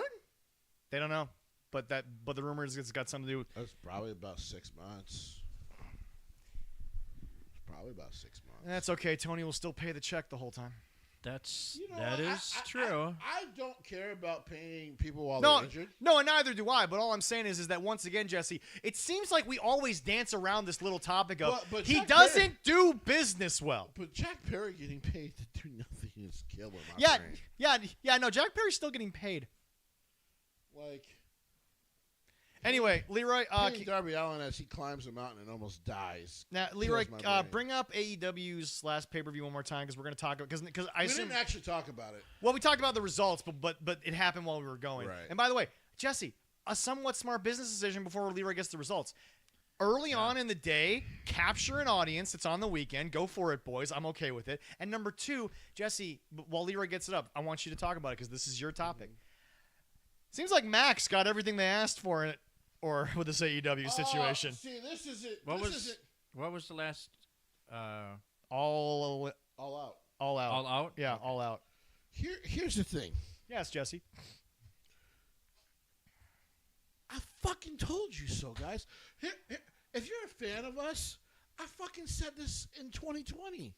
Yeah. I'm sorry, 2021. Yeah. And this deal was Yeah. like kind of being rumored. When the extension happened. Right, I said they're gonna try to put them on HBO Max, and they'll move everything to HBO Max. Yep. By the way, all that bitching about possibly paying fucking like $30 for the Disney, right? Mm-hmm. How much is the pay-per-view going to be extra on fucking HBO Max on top of the $20 you pay? $45. $40. $45. So $65 a month Yeah. is better Then 30 extra a month than 30 extra, period. for all 10 shows. That's wild. That I still laugh at all the fans that have been bitching about the whole WWE to ESPN thing. Because by the way, even ESPN got pissed when When Stephanie Stephanie promoted a talked VPN. By the way, she was clearly reading a thing. Yeah. But so I'm like, why would you be pissed at her? Yeah. Yeah. Her husband and her ties to family business got her that ad thing. It's not a big deal. Yeah. But by the way, it's fucking true. Yeah. Every Monday, Tuesday, Wednesday, and Friday, I come home and I fly to Italy so I can watch my pro wrestling, guys. Like, it's so much cheaper. But anyway, Jesse, all of a sudden, I I know. I can't. got to do that. I can't. Yeah. I can't wait for. You know, if you buy an all-round ticket, right? Yeah. Yeah. There's this guy who sells a ticket, right? His name is Habib. He's gonna talk some shit, but he gives you a really good price. We love Go Habib. ahead. We love Habib. But anyway, Jesse, it's funny to me Oh, because we were I one can't. off. It was forbidden. Forbidden There's Door. Too many damn paper. Forbidden- I'm sorry. Forbidden Door was the last I one. thought it was all out. No, it was Forbidden Door. No, although it's coming. But All anyway, Out is coming out. but Jesse, it's funny That's to the me. next I one. can't wait for a year from now when the fans will still be bitching about WWE pricing, and I'm gonna sit here and be like, "And you have Max, and you paid for how many pay-per-views last year?" So I have to go in on Max with mutual friend Joel. You know. Yeah. So it's a little cheaper. So I pay $10. Yeah. I help him pay the $20. Yeah. Plus, because they also have like all the Lord of the Rings shit. And I love watching those over and over again. See, I love I'm it. just filling my house with DVD copies of television and movies I because really, I do have a really good DVD player upstairs, so I probably should. But I own all the Hobbits and the Lord of the Rings extendeds. I literally spent fucking $80 on that 1080p fucking thing, and I never use it. Anyway, Yeah. fucking being American is weird. Streaming services will never capture me because as of last week, there is no streaming service on the planet where you can go watch Courage the Cowardly Dog. That's true. Well, that's Yeah. not true. But I own Courage the Cowardly Dog on DVD. That's so. not true. That's awesome. You What? can actually watch it on YouTube. Well, yeah. As long as you pay for YouTube Plus, you can, or YouTube. Yeah, but I don't have to pay to watch Courage the Cowardly Dog. I own Courage the Cowardly Dog. I don't mind paying Yeah. the YouTube thing. But anyway, I can watch whatever the fuck I want. Jesse, but that's the thing. You know, in a year, because you've talked about Stupid dog. Jesse, you've talked about the fans. You've talked about the fans being a yes. problem. Jesse, they're gonna defend this somehow. They're gonna defend the $65 a month. And it's funny to me because all the WWE fans are all so pissed off. And hopefully we got a boost in our following. You can check our Twitter page. We probably should have, because it was the last time I was on it. And I was like, guys, I don't understand. VPNs literally exist. Like, I don't know what you guys in America are so fucking angry about. Because this deal is basically for America only. Everyone else doesn't have this. Everyone else will still get WWE through Netflix. So they can't block the VPN. I So get it's it. impossible. I do got to get a VPN so I actually can watch SmackDown on And here's Fridays. the thing. I actually might still get the ESPN thing. I Yeah. haven't decided yet. But you might get it for more than just the wrestling. Well, right, because they're gonna have a lot of the NBA games on, and I'm just like, you know what? And I've actually had the Game Pass for NBA. It's great, man, to be able to like flex through those. Sure, games. yeah. Like we could talk to T-Wolves because I could fucking watch it when I got done at work. Right, yeah. Which is great. But it's just one of those things where like, okay, it's 30. And people are like, well, all together it's like it's like I don't know where that pricing thing came from. Yeah. It's literally $30 for the thing, and guess what? It comes with the PLE. Yeah. Yeah. So you get original shit Yep. plus the PLE. Yep. I think also because they share a deal with Netflix currently for this deal. Yeah. Where they'll get the replays of Raw and SmackDown. So you get those too. What the fuck are you bitching about? And by the way, because I helped pay for Netflix with my mother, I pay her $15 for that $30 fucking thing. Yep. Okay, to me, pricing wise, I'm like, dude, everything's gone up. I literally went to the store here in America. Europe, you're gonna be like, guys, how do you not started killing your politicians yet? I went to the fucking store. Well, we tried, but then they captured him in Jesse's hometown in New York. Something like that. Yeah, So something like that. I go to the store and eggs are $1.50 more than fucking gas. Fuck me. Well, that's why you go to Quick Trip where they're $1.99. Yeah, I deal with the ex-wife and I get free ones. Fuck me. What, you need a dozen? I get you a dozen. All right, so this review will be a little different because we've already given you the results. Here's the thing, though. He says that, right? He mentions Quick Trip. He don't want to see me at the store all the time because I'll go. Well, I know. What I've do you seen mean? there. What do you mean? I'm broke. What do you mean? What do you mean? Come to my store. While yes. you're there, I can just goof off and still get paid for it. That is true. They never stop you from talking to me. Go ahead. It's mostly because we can fake the fact that you're a guest.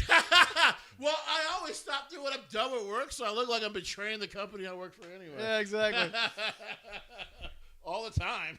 What? I see people from other gas stations up at our place all the time. So we'll do this really quick, folks. We're not going to go too much because we've already given you the results. Okay, the we have... Jeez, I'm seeing a lot of 12, 13, 15, 13, 15. Yeah, there's 13. And it's funny, probably because 4 it was pre-shows earlier in the day. Yeah. Yes. And you watch the replay, so they cut out a lot of the fat. It actually didn't feel that long. Yeah, 4 pre-shows. Yep. Matches. Paragon beat the Don Callis family in 8-man tag. You know, here's the deal. I'm so over the pre-show because Jesse used to always tell people. Should we skip the pre-show? Yes. Yeah. And Okay, here's no why. problem. No, hold on. Before you go, it's because we're skipping it because of what Jesse used to always try to explain to people about the pre-show. Jesse, it was still matches that had been built. It was still storylines that people were paying attention to. Bro. Trying to copy what...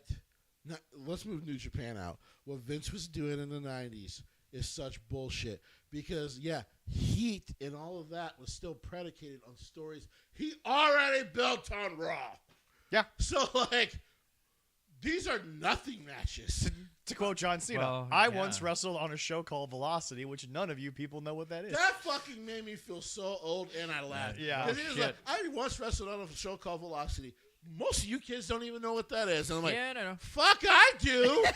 So do I. So anyway, You know- no. The reason why we're skipping the pre-show is because it is endless multi-man matches that he just throws together. Yeah, there's 2 8-men and 2 trios. I do want to say one last time, though. Samoa Joe might be the greatest non-black black person I've ever seen in my life. Because calling your group the Ops is the most gangster shit you can do. And then just leave to play a clown. Yeah. Samoa Joe, you're the greatest. And if you haven't watched that, go watch that. Oh, God, go watch it. It's so fucking good. Awesome. I love It's it. so good. I love it, and I can't wait for the That's next because they're season. doing it the way they're supposed to. Talk about a guy who actually might have a fucking great career in Hollywood when he wants to go. Yeah. Samoa Joe, yeah. Yeah. Well, even though they should have left his voice, I'm just saying. Whatever. You do realize Zac Efron doesn't sing in the first High School Musical, right? I don't care. I mean, because if you now I haven't seen The Rock's in the movie, but if you were to ask me to rate wrestlers who have gone to Hollywood, Batista right now would currently be. Oh, number one, God. so I When say that list came out and everyone's clamoring for Dwayne, I'm like, Dwayne can't act like Dave. No, Dave. Dave has been in no. serious movies and been so Guys, fucking good. Guys, I know you have this affiliation for a black man who made it big and has made $40 million a film, but when they're ranking actors, people who are good at the craft, Dwayne got on big budget Hollywood thrillers. I told people, Dave's put himself out there. Well, had he started doing films like this one, and actually, I'm actually planning on seeing it in the theaters this week. The Smashing Machine. Yeah. I think that one because is. I'm very there was interested this in. movie Snitch he did 10 years ago. He was really good, and I was like, Yeah. if he does this, he actually might have a future. But Dave started doing that shit, and I'm like, Dave's a much better actor. Yeah. Yeah. And then Dwayne's a little sick. He's having heart issues. And by the way, That's too bad. yeah, that's why he lost the weight. Yeah, and So- everybody's he's on steroids. His daughter said no, heart condition. He can't work out like he used to. I'm like, yeah, it's just like Triple H. He can't do what he did because it might kill him. I'm still not apologizing. No, and you're perfectly fine I for meant that. every fucking word I said. Perfectly fine for that. If we Well, never I- see I- the final boss again, it'll be too soon. Yeah. Anyway, let's go, Leroy. I'm wishing the best for him, so he's gonna be I healthy. agree you know? there. Yeah. All Well, right, yeah, first, yeah, absolutely. first a match of the pay-per-view tag team match. It's Adam Copeland and Christian Cage defeating the Kill Switch. This and Kip match, Sabian. we talked With about Mother Wayne. We talked about this match. Obviously, we gave the results. Right solution. This was painful. Well, here was the thing. Why was this the first tag match? Dude, back together? I still don't get it. I don't fucking get it. If you were going to take the belts off of the Hurt Syndicate, Yeah. just give them to FTR to build to this.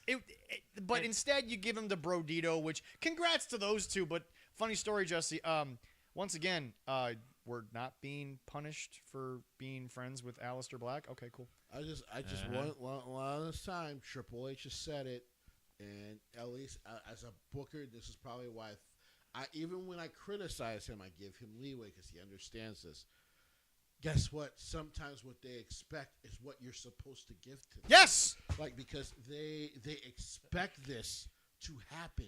There Just you go. do it. Chicago knew how SmackDown was going to end. And They still knew- lost their fucking minds. They knew, had doubts for about an hour, like, if it's fucking Rhea Ripley, we're going to boo so loud. And then they got what they wanted. Yep. Like, perfect. Sometimes just knowing. Next match. I didn't get to see, but I was giddy. The watching problem the here replay. is, Jesse, is I think you had 4 people that could have worked a good tag match, but no one wanted this. Yeah. I didn't think the match. Because, by the way, we want to talk about great feat in wrestling. Every time I watch Christian Cage, even though he's 50 now, I'm like, It's the best feat in wrestling. God, I'm like, he's Yes, 50 he does. now. Roman's been really good. Like, Roman stepped up his game in 2020 in ways, or 2021 in ways I did not expect. Christian still has the best feat in wrestling. He does. He Still does. has the best ring psychology in wrestling. Yep. Go ahead. It's inbred in him. He just He's doesn't so forget. fucking great. He isn't going to forget what he's learned. All right, next up is for the TNT Championship with Kyle Fletcher defeating Takeshita. This was not worth our time because, sadly, Jesse. Well, it was Tanahashi. Oh, Yeah. oh, sorry. Oh, I looked at Tanahashi. I apologize. Well, no. Tanahashi. Well, no, Jesse. Tanahashi was in the main event. Sorry. Yeah, this was Takashi. Yeah, Takashi. Yeah. But Jesse, Not Takeshita.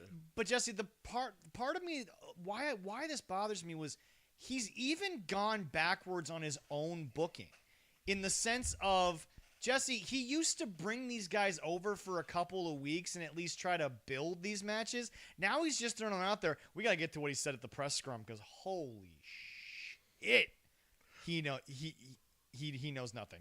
Do you remember what I told you about rumors about how New Japan feels about this relationship?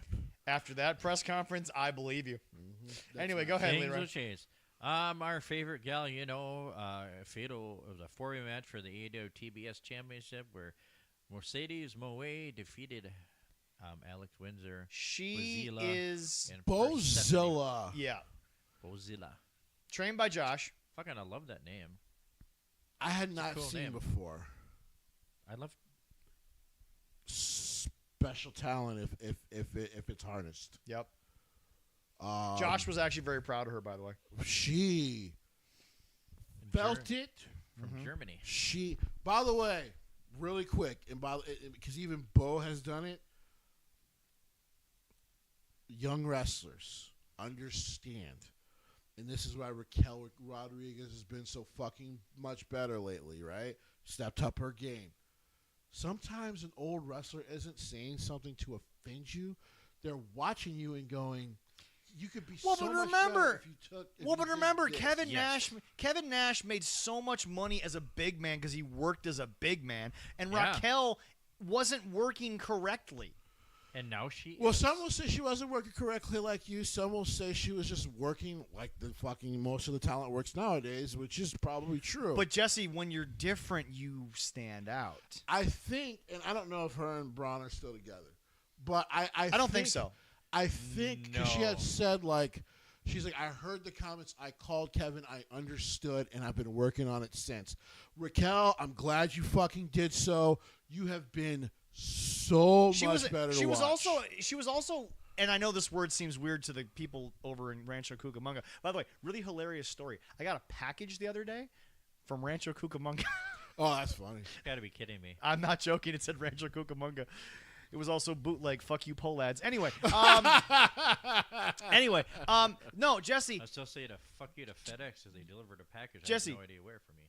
Jesse, she was an adult, and she said instead of going on Twitter, That's the clear word. yeah, instead of going on Twitter and talking about an old fuddy-duddy, Right. let me call him because Triple H has his number. Triple H, you work with a dude who has his direct line. and He's let your boss. He probably sure call. and let me sit here and say, Kevin, what did you mean? Can you Right. put it in more words? And I think he even said on his podcast, like, I was shocked to hear from her, but we had a great conversation. He's like, and I think she looks fantastic. And by the way, Kevin, you're absolutely on the money. Bozilla working with Josh, and by the way, some other bigger wrestlers who are older, like Big Show, training around Big Show. Guess what? You're a big girl. It's okay. Work big. Yeah. It works. Oh, yeah. Who is the biggest star in NXT? Obafemi. Why? Motherfucker works like a goddamn fucking Mack truck. Said, He listen, is a Mack truck. Exactly! That's the point! I listen. I also do not like Brock Lesnar personally, Yeah. but Obafemi got to talk to a guy who he's built like, Yeah. Oh, yeah. and he was just like, how should I grow my game? Brock said, listen, work strong, but work slow. Yeah. He was like, Yeah. in my prime, I worked very slow to put emphasis on what you're doing. One of the things that Jim will always criticize about AEW matches, and actually does it a lot about a lot of the lower level talent in WWE, he hates that somebody hits this big move and the crowd stands up and then they go right to the next spot. Yeah. Let it breathe. Let them stand Oh, up and God, yes. think for 5 seconds Right. about what just happened. Right. Let it breathe. Stephen Amell, how many more times do we have to replay the clip?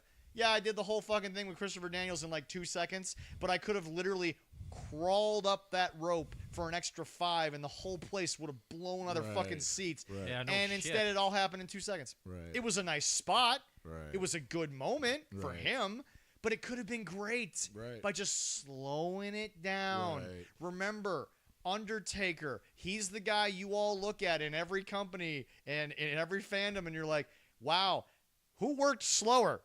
That was the Undertaker. Oh, but you felt them spots. Nobody beside the snail. Like I told people, why does that first him and Shawn match at WrestleMania feel so fucking like the greatest match of all time? Because you felt everything they did. Because Jesse, you had 2 of the greatest sellers of all Yes. time. And you felt it. Like, just him flying. Like, 3-second spot. But because they laid there dead for a good 4 minutes, you got to go, how the fuck? How they're going to get back in the ring? What the fuck? Like, but it makes a moment. Bozilla could be special. Josh Alexander needs to get the fuck out of this company because he is special. But No, he was not it this depends on the talent that harnesses her. You want to know the one thing that bothers me, and I know that This poor Megan Bain is Yeah. not getting that right now. Megan Bain is the same person now that she was when she started this thing. She's And such a talent. but man. Jesse, you know, it's interesting. I look at Josh, who signed here. Yeah. And I look at people like Will, who signed here, and they're like, I can't do this, I can't do that. I'm sorry, you chose entertainment. At some point, you're going to have to accept the fact there's a lot of people who left their families to go make the money so that their families were taken care of, and that's just part of the Once business. Again, can we be honest about it? WWE's schedule is fucking so much lighter than it used to be. Well, not to mention the fact, Jesse, who recently was a big signee who, again, I repeat, had 77 indie dates? Oh, yeah. Ethan Page seems to has no fucking problem signing with a company that's asking him to be away from his family a little bit, and he's on the NXT schedule. Right.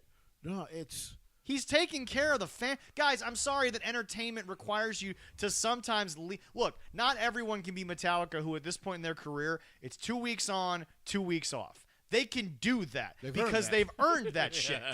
Because, Jesse, what did they do for 20 years? Not be home. not be home. Oh, yeah. I would hazard to say the reason why after all these years James Hetfield finally got divorced from his wife was he was home. I'm not even trying to be funny. I think that might actually have something to do with it. That's true. That does, and that truly does happen sometimes. Shit. My mom's parents had the best marriage ever. They never saw each other. They work so much. Oh, kiss, good night, go to bed, wake up in the morning, gotta work, bye, kiss, we gotta leave. Yeah. Sometimes it works. Oh man. But no. Women's match. Not work for Jesse, me. this person. We've all seen the quote that Jim put on the clip on YouTube. Sadly, I think he's right. What we're being presented is not even the good Stephon Diggs version of Mercedes Moné. Get rid of all your She's not performing well. Her matches are not worth watching. The last one that was worth watching, in my opinion, was Stephanie Vacure, and even she got the hell up out of there. Can I, but let's all her belts are weighing her down. No, let's talk about the belts because people are like, you guys were supporting the belts and blah blah blah. If they were promoting the companies actively that she had all the belts of, then you would have a point. But they're not. But they're not. No. But they don't matter. Since she lost, by the way, not even New Japan's actual title, it's their American women's title. Right. They don't promote any of those indie companies. No. You know, it's funny. And by the way, Jesse, when she was on Dynamite, I swear someone over there is listening, or else her and her writer are listening to us, because she finally mentioned Ultimo Dragon. I told everyone for weeks she's chasing a photograph, and everyone goes, no, she's chasing Kenny. Nah, she ain't chasing Kenny Omega, because Kenny was chasing Ultimo Dragon. But he was honest about it. Yeah. Everybody that goes after that many belts is trying to chase that. And by the way, It's the dumbest thing in the world and by the to way, do. don't chase what ended up ruining Yes, someone's career. it did. Yeah. How many more times does Jesse have to say It really did. he couldn't do it? It wore him out. The weight of all those belts. Because Jesse, the problem. Well, the schedule in itself. Well, back but no, in the day. but Leroy, what you have to understand is that Ultimo Dragon had respect for the business. He tried to promote these belts. the could. virtual And it crushed him. The virtual and Yes, it crushed him. and literal weight of these belts. And that's what it's going to do to her. No, it won't. What are you talking about? That would require her to give a shit about 8 of them. Well, that's true. But it will. That would require her to acknowledge 8 of them at a time. But that's why She acknowledges we 1. we won't care about Barely. her. Barely. We will barely. care about her less and less because of that. I've cared less and less since the day she got to AEW, and that's not because I'm a WWE stan. Next it's because it's been up boring match as shit. To the We got IWGP. to the stands. Bailey seems real comfortable in her spot right Yeah, now. no. Bailey doesn't seem to want out in any real case of scenario. Eric. It's funny. Wrestlers keep going to Triple H saying, I want to try to do some interesting shit with my character. And he goes, let's do it. And what she's This doing. is the thing that gets me. What she's And by doing the- right now, I this love is it. Okay, Jesse, let's just go down the list. Alexa Bliss. Everyone's like, Alexa, go to AEW. She seems to be just fine doing the shit. that Happy she's doing what she's doing. Finn Balor should leave and go back to Japan. Jesse, what was Finn Balor doing in Japan before he got to WWE? Fucking the same thing he's doing in WWE. Okay. Okay. For less money. Okay, Dragon Lee should go back to Mexico or AEW. What was Dragon Lee doing in Mexico and AEW? Fucking way less than what he's doing in WWE. Okay, right so now. funny story. Wait a minute, wait. Bailey. He's going Bailey. back there every once in a while too. Right. Yes, but under the WWE banner. There you go. Correct. When he was working with CMLL and his brother, he was just a Right. little brother.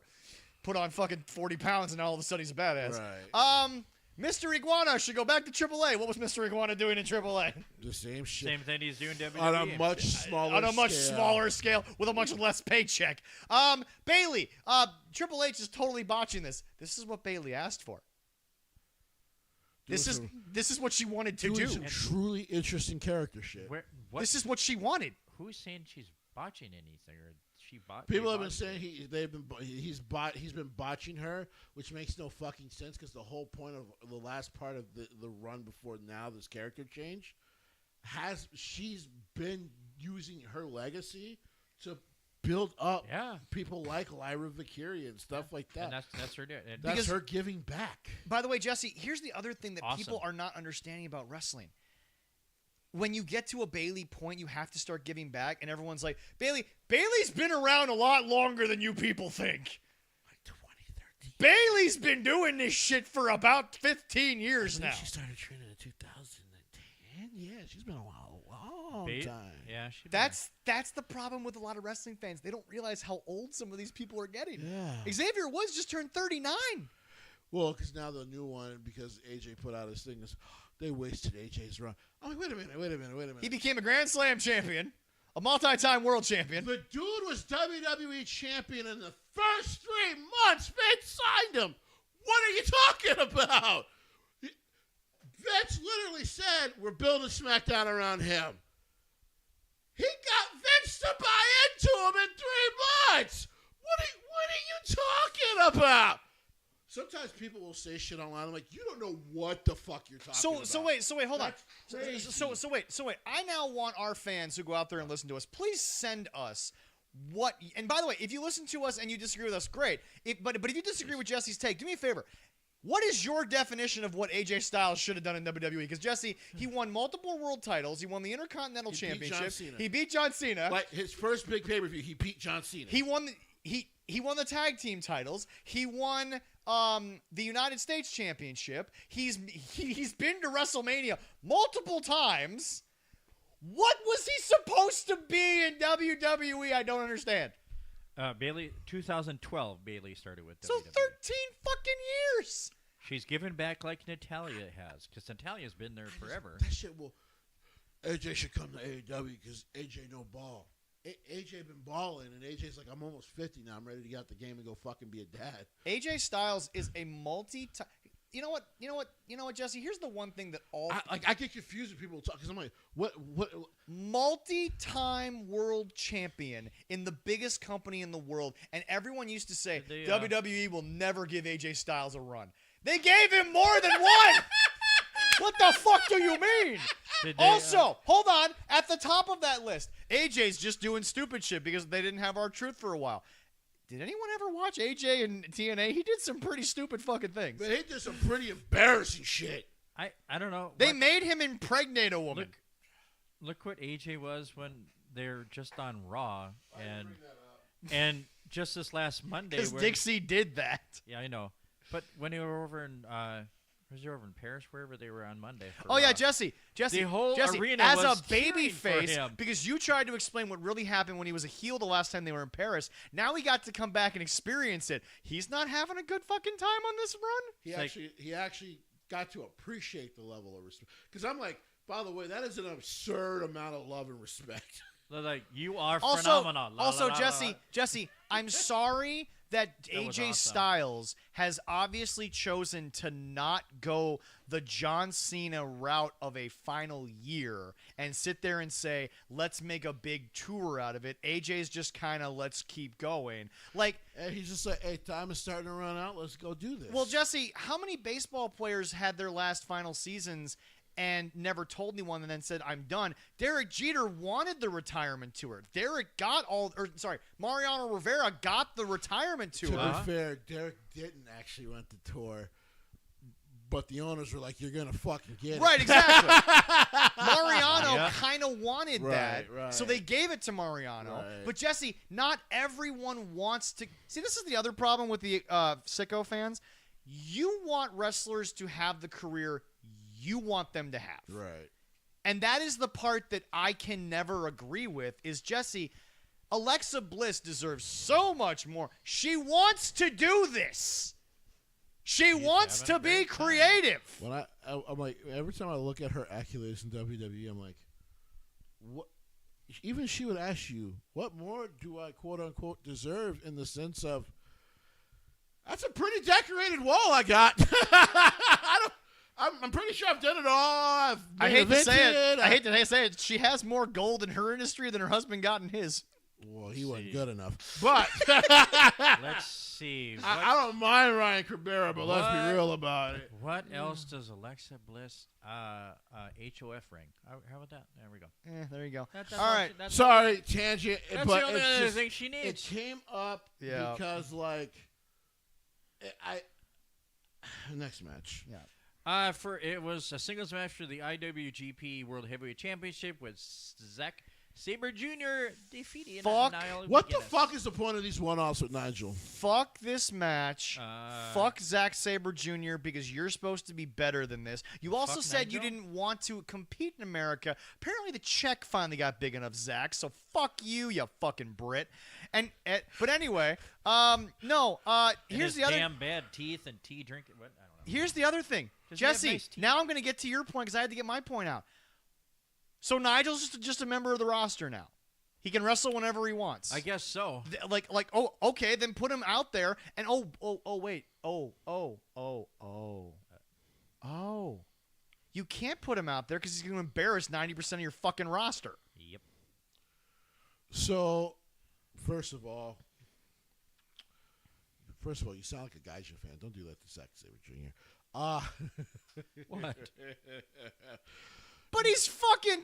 He said he'd never wrestle in America. And Robert Downey Jr. said he was done with Iron Man. Sometimes they back up a truck big enough with enough money. I'm not mad about it, but Wait. I'm not mad about it. But this You is said the Iron guy Man that now. said fuck the WWE, but he'll do it for these guys. The check got big enough. All I'm saying is sometimes. I'm not mad about him making the money. Because I still remember people. I thought Robert Downey Jr. I'm like, first of all, you're not talented enough. But number two, if Disney fucking backed up that many trucks of dollars to you, you would say yes too. I also want to point out I was being mostly joking to Zach. So Gaijin fans fucking hated this. Well, you know what? You can pay me all the money in the world, but I'll never root for Green Bay. you're a liar. Shit. No, I will not. You're a liar. Go ahead, Jesse. I'm not lying. So Leroy, hold on. Even though we need to get back to this pay-per-view, let me ask you a question.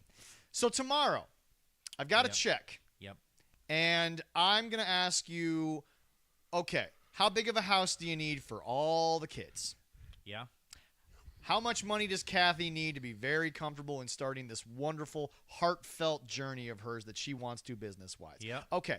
How much money do you need to feel comfortable about not having to go to work full-time, but maybe go once in a while just to keep yourself feeling a little bit, steady mind-wise? Okay. How much money to make sure every single one of those kids can go to any college in the United States that they want on money alone, forget the grades? Okay. Okay, you need a new car. Let's get you 4. Okay, let's make sure that you literally have a savings account worth just about anything you need. You can purchase anything you want at any time, take a trip whenever you want. Kids will never have to ask for a dime in their life. All I need you to do is root for Green Bay for one season. You're saying no to that? No.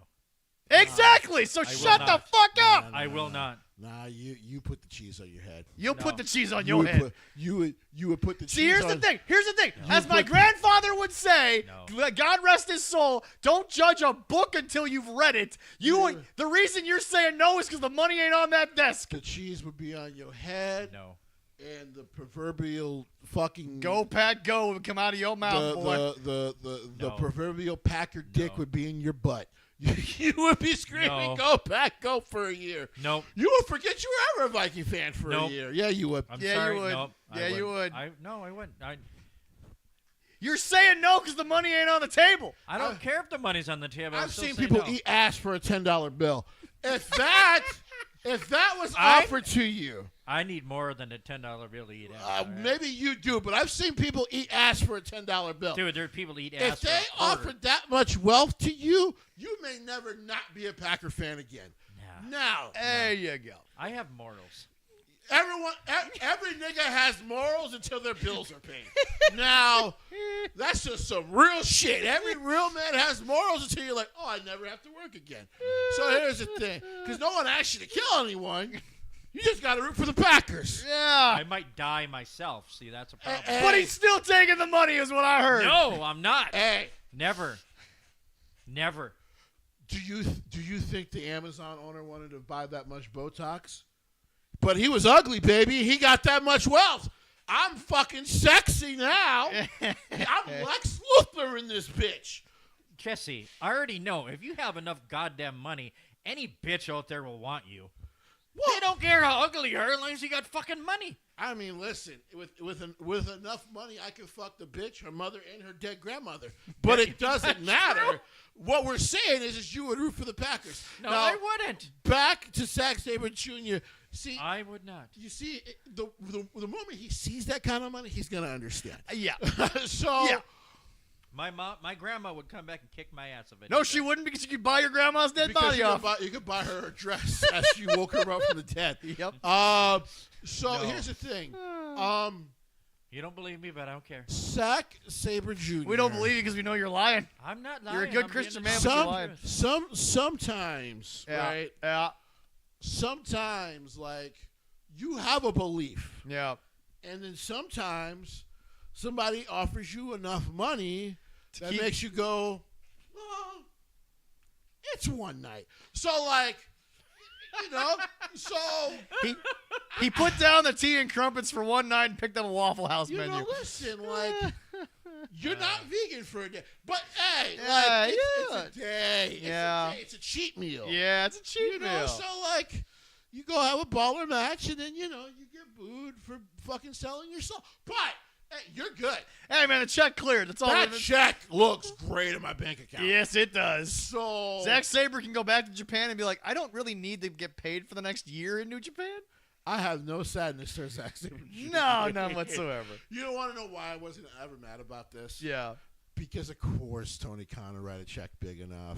Yeah. And by the way, of course, one day he'll end up in WWE. Anyone who actually wants to go always ends up in WWE. Well, not only that, Jesse, but here's the thing. Yeah. I also love to see Nigel wrestle, but we also know how long it's been, and I wish it was more special only because... That is my biggest problem about the Nigel McGuinness stuff.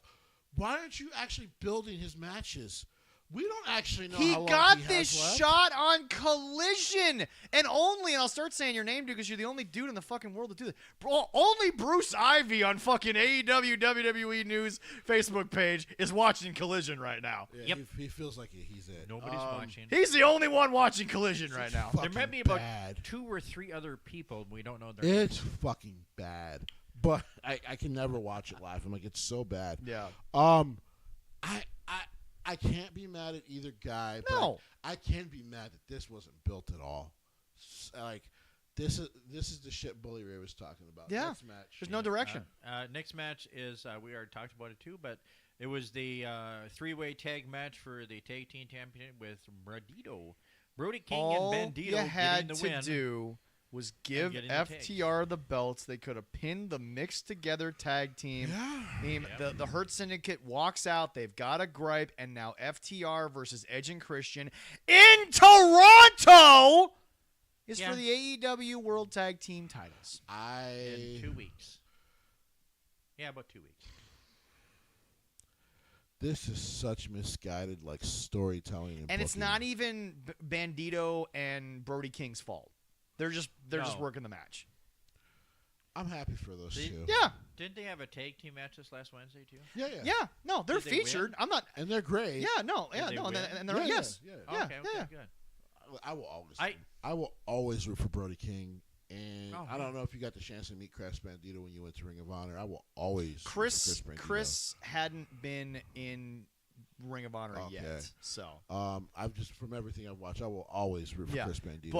But once again, Bully Ray speaks volumes in this match Yeah. because here's the deal: if FTR come out of this, it creates better business for the tag team. Here's the thing. What if FTR wins? The Hurt Syndicate goes and does whatever they're going to do. It's clearly not in the tag team title picture anymore. Edge and Christian take the tag team titles from FTR. Guess what, Jesse? It's this weird thing where eventually they have to lose the tag team titles. And Yeah. then Brodito takes it off of Edge and Christian after the tag team titles are made more relevant. Yep. Holy shit, it's almost like you could have just hold your fucking dick for another fucking couple of months, Tony, and we could have been just fine. Next match. Yeah, he wants to blow his load all the time. All right, we had AEW United Championship. Unified Championship. Where the fuck it is? Okada. This title means nothing. Okada doesn't Beat give a Swerve. fuck, and Swerve is out on injury. Once again, I don't get He's this. out on injury now? Yeah, I said earlier, meniscus. Oh, Jesus Christ. It's his knee, whatever it is. I think it went out on him during part of the match. From what I heard, it happened before the match. First of all, Jim Cornette's right about Okada. He really doesn't give a fuck in this. why should he? I am getting paid. And Brian has to tell him, why the fuck should he? Oh, he shouldn't. if they're going to pay me to just be an elaborate jackass, and then when I shouldn't win matches, they're like, you're going to win anyway? Okie dokie. Fuck it! Because, Jesse, quick question. Did Okada ever have a problem doing business in New Japan? Hell no! Except for the one kid that decided to kick him across the nose? But if you're going to kiss my ass and I can just do what I want for the next 3 years, okay. That was a dumb kid that fucked around and he found out. Well, you know. Some people learn the hard way sometimes. Sometimes the beats. Yeah. But yeah. Why, Well, Leroy? I love you. That I took love a while you. for that guy to figure out. The fact that you have never clipped that, and Jesse explaining about the beats, the beats. The fact that you never clipped it is still a crime on this show. Giving him the beats. You gotta go find it and I clip need it. more time off from everything so I can go. That kid became a fucking Skid classic mark? gentleman and a fucking a great scholar afterwards. After getting his ass whooped by Okada. He got beat so bad, Jesse. He went from Japan to Korea. That's right. Ah. He became a scholar. Oh God. Hopefully South Korea. Hoping not North. Okada has no Reason to care. direction. No.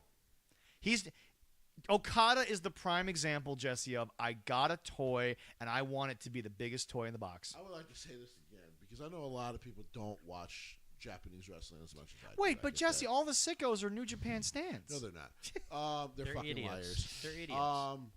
Kazuchika Okada doesn't have direction. No, well, I thought he does have a direction. The direction of how many days he has left before he comes over to WWE. Right? Gato and Jado must be like, we could have did this and no one would have cared. Like, we were told from the top fucking brass, like, our top guy needs to always have direction. His opponents need to matter. The stories need to matter at all times.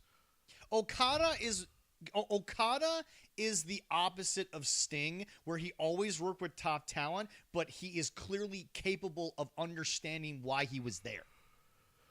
Okada is top talent, but he just has no direction in Is he just AEW. biding his time till he's done? Maybe. Well, maybe. Maybe. Seems like it. Listen, All I'm saying is I know that Kazuchika Okada that hiring freeze really fucked up some hiring things for WWE. Where's Jay White? Oh wait, he's hurt Uh-huh. again, Yep. They're gonna add time to that contract too. just like they did Danhausen. Yeah, Danhausen was at First Wrestling down at the mall. Yeah, I saw But that. they let him do that. Yeah, but they also know that the second that Danhausen pops out of the ring in NXT, that crowd's gonna lose its ever-loving fucking mind, Very evil, very nice. and Booker T's not gonna know what to fucking do with himself. No, Who he the won't. hell? Next match. And then watch him show up on. What the hell? I can't wait to. Also, by the way, can we get this over with, guys? He literally decided to acknowledge you stupid, toxic motherfuckers. Wade Barrett months ago asked for a couple of months off for some personal shit, and now everyone's They do sitting all there the time. talking. Nikki Bella's got power over Triple H to fucking send Wade Barrett home. What? How did that become news? Like, and that quote from the pre-show was a nothing burger. He was in character. I'm like, this is a Yeah. nothing burger. But once again, let me repeat this. Nikki Bella, back on a part-time, no one gives a shit schedule, has yeah. the power to get arguably one of the better color people they've had in years off of the desk and sent home. No. He literally said on his own personal Twitter, I normally don't like to address this, but it's starting to get reported by too many of the wrong people. I asked for this months ago, and they granted it. And the other new guy. Jesus Christ, people. And the other commentary, he's getting time off. Like, Well, no, Joe's going back to college football because that's his day job. well, yeah, just like When there's no college football, Joe just decided to go get a job for the rest. Joe's a teacher who's working in the summer. That's literally all this shit is. well, just like what Pat McAfee did. You know, same shit. Well, no, it's not. Pat is no longer going to ever be doing that. Pat's not coming back the way you think. No, he no, is. no, no, no. I I'm mean, about to say, say, Pat's never it's how coming back full time. No, no, Pat was with, and then he left to do something else for a bit and came back. He'll be at Stuff like WrestlePalooza because it's in Indianapolis. Right, but what I'm saying is Yeah, that yeah. Pat is now no. But Leroy, what I'm trying to get at is That's that what Wade. he was. No. Wade and Joe will both be back full time when their shit is over with. Yeah. Pat's not coming back. Yeah, I know. But I am kind of excited about just Michael Wade is Cole just and having a just Corey vacation. Graves. Well, but everyone loves Corey and Michael's stuff. But the fact of the matter was that, again, people that hated on Pat, I never understood it. He was so much fun. He was. It's a different way of doing things, Yeah. and sometimes bitches hate different. Yep. Next match. Next match. Next match, was a lovely singles match for the AEW World Championship where Timeless Tony Storm defeated Athena. They beat her. They Jesse, I love you, but if I say it one more time, people are going to think that I like the Mango, who hopefully won't be a Mango much longer. Hopefully he'll shrivel up and we'll throw him out in the trash with everything else. Anyway, That would be bad. But Jesse, I'm going to say it one more time before people start getting questions on our show. Don't be black in AEW. What the fuck? And it's not Listen, February. let me be clear. Is it crazy for me to say this? Does Timeless Tony Storm have no direction? No, she doesn't. Let me be clear. Not anymore. Tony should not have lost this match. But it would have been more interesting if she did. Athena is Because well deserved to win Athena is just as interesting of a character as Timeless Tony Storm.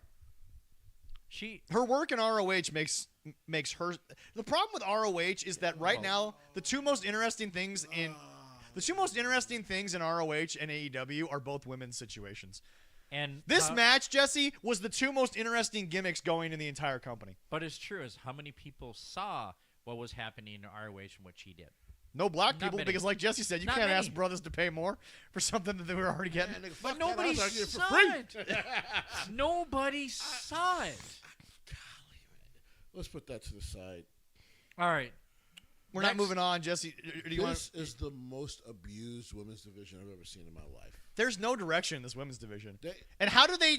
By the way, somebody had the fucking nerve to make a meme and put her face on it. I got no problem with the woman that I'm about to say. You are really thinking that Rhea Ripley, if we talk about the star that Rhea Ripley is, she's given two shits that Riho came back? I'm sorry. Riho might be very good in the ring, and she might even be better as a technical wrestler than Rhea Ripley. But Rhea Ripley as a superstar gives two shits that Riho came back on AEW television? No, we don't care. What? Jesse, do the Yankees care when the Reds win 2 games? nah. Do the Yankees care when anyone pays attention to any other team that, yes, has maybe been around longer than the Yankees, but it's... God, is there anybody that's been around longer than the Yankees here? Wait a minute, the Cubs. Well, yeah, the Yankees aren't older than that. All I'm saying is the Yankees have 27 World Series, and how many Hall of Famers at this point? A lot. Yeah. So basically, my question is, the Queen don't pay attention to Snow White when she ain't even in the same company. That is true. I was just sad at the end of this match. Well, yeah, because Athena has no direction except staying Ring of Honor champion. And Tony Storm has no opponents. No, she beat all of them. Uh-huh. That's crazy. You want to know? No. You want to know what's crazy? That's crazy. You want to know what's crazy? Mercedes Moné isn't even a competitor to Tony Storm right now.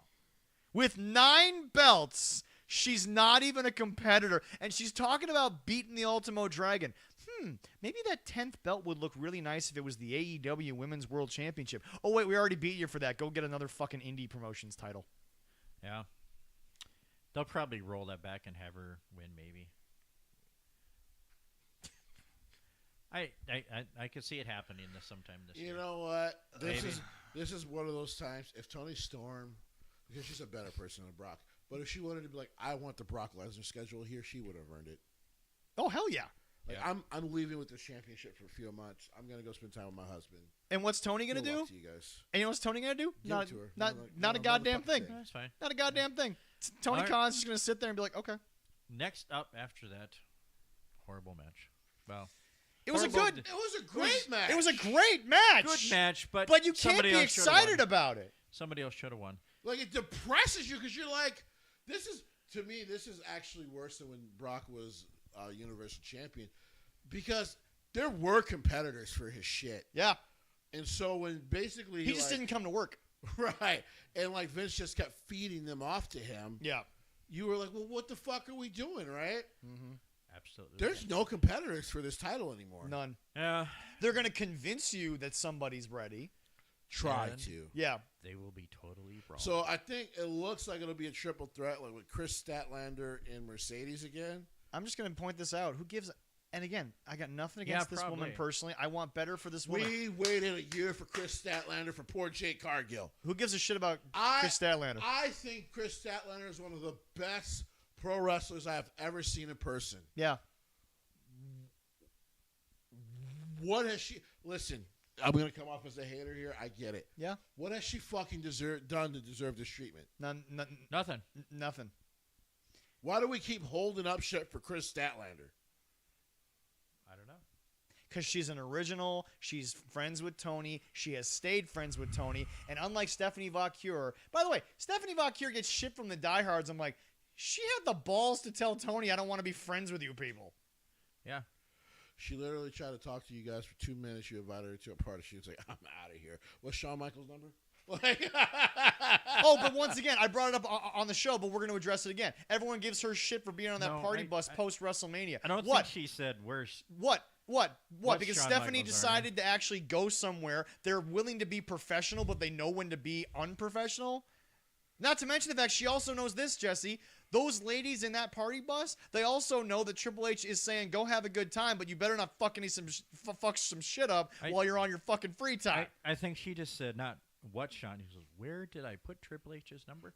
That's what she. number? Where is that number? I know They gave called me her. Oh, here it I know. is. And she picked up the phone. But no, seriously. Hello. No, but seriously. People gave her shit for being on that party bus post WrestleMania with the other girls. But the difference is, Jesse, she got done with the professionalism from the get-go. And guess what? Triple H still had expectations while you were on that bus. You ain't smoking no goddamn reefer. You ain't doing no drugs. You can drink a little bit. Don't bring me some shit. Don't bring me trouble. And Tony's probably at that fucking party snorting whatever cocaine he had I was about to say. at that night. The weed probably doesn't bother Triple H. I just don't do any hard drugs, right? Yeah, exactly. But no, like, no snorting coke off hookers' backs. I just this women's division is fucking. It's more lost in the tag division at this point. I'll have to bring up all the women division, all the women in women's division. I mean, we could talk AEW. about it one day. It's just not good. I'll have to bad. bring that out so we can actually talk about that. Next match is for the AEW World Heavyweight Championship. There, where Hangman Adam Page defeats MJF. This sucked for the same reasons that I don't care what you want to call me a hater. Jesse, Hangman is the fucking prime example of the biggest thing wrong in AEW. It's a big fucking move, kick out at 2, go to the next spot. It happens every Hangman match. Nothing can beat Hangman. You hit a finisher on the guy, he kicks out, but it wasn't built to it. He wasn't made to be John Cena. John Cena kicked out of the Crossroads twice. He's John fucking Cena. Yeah, no shit. By the way, that garnered a Super Cena chant at SummerSlam. By the way, I'm very proud of New Yorkers for that. Because you should have did it fucking 15 years ago. Right. They made amends. But They made amends for it. But all I'm saying is this, is that, Jesse, it's every match with this guy now. He goes for the buckshot. He hits it. It doesn't beat his opponent. His opponent fucking drives his head into a fucking steel cinder block. It doesn't beat his opponent. So far, apparently Swerve ain't the baddest man in AEW. It's fucking Hangman. Jesse, it's one thing if Hangman is a babyface champion who overcomes adversity. He kicks out of everybody's move. Really quick. By the way, congratulations on getting married, you and Alicia Tout. Looked like it was a beautiful ceremony. Congratulations to you, too. MJF can't beat the Cowboy now. Uh-huh. It's not even that for me. This is the only superstar you have in your company. 100%. What the fuck do you do with him? You get him beat by a guy who is apparently your John Cena. Oh no, I don't mean like what do you do like it's a rhetorical like. Oh no, what you do is you shoot him to the goddamn top and he goes on a Cena-like run. Which is what Yeah. he should have been on. Yep.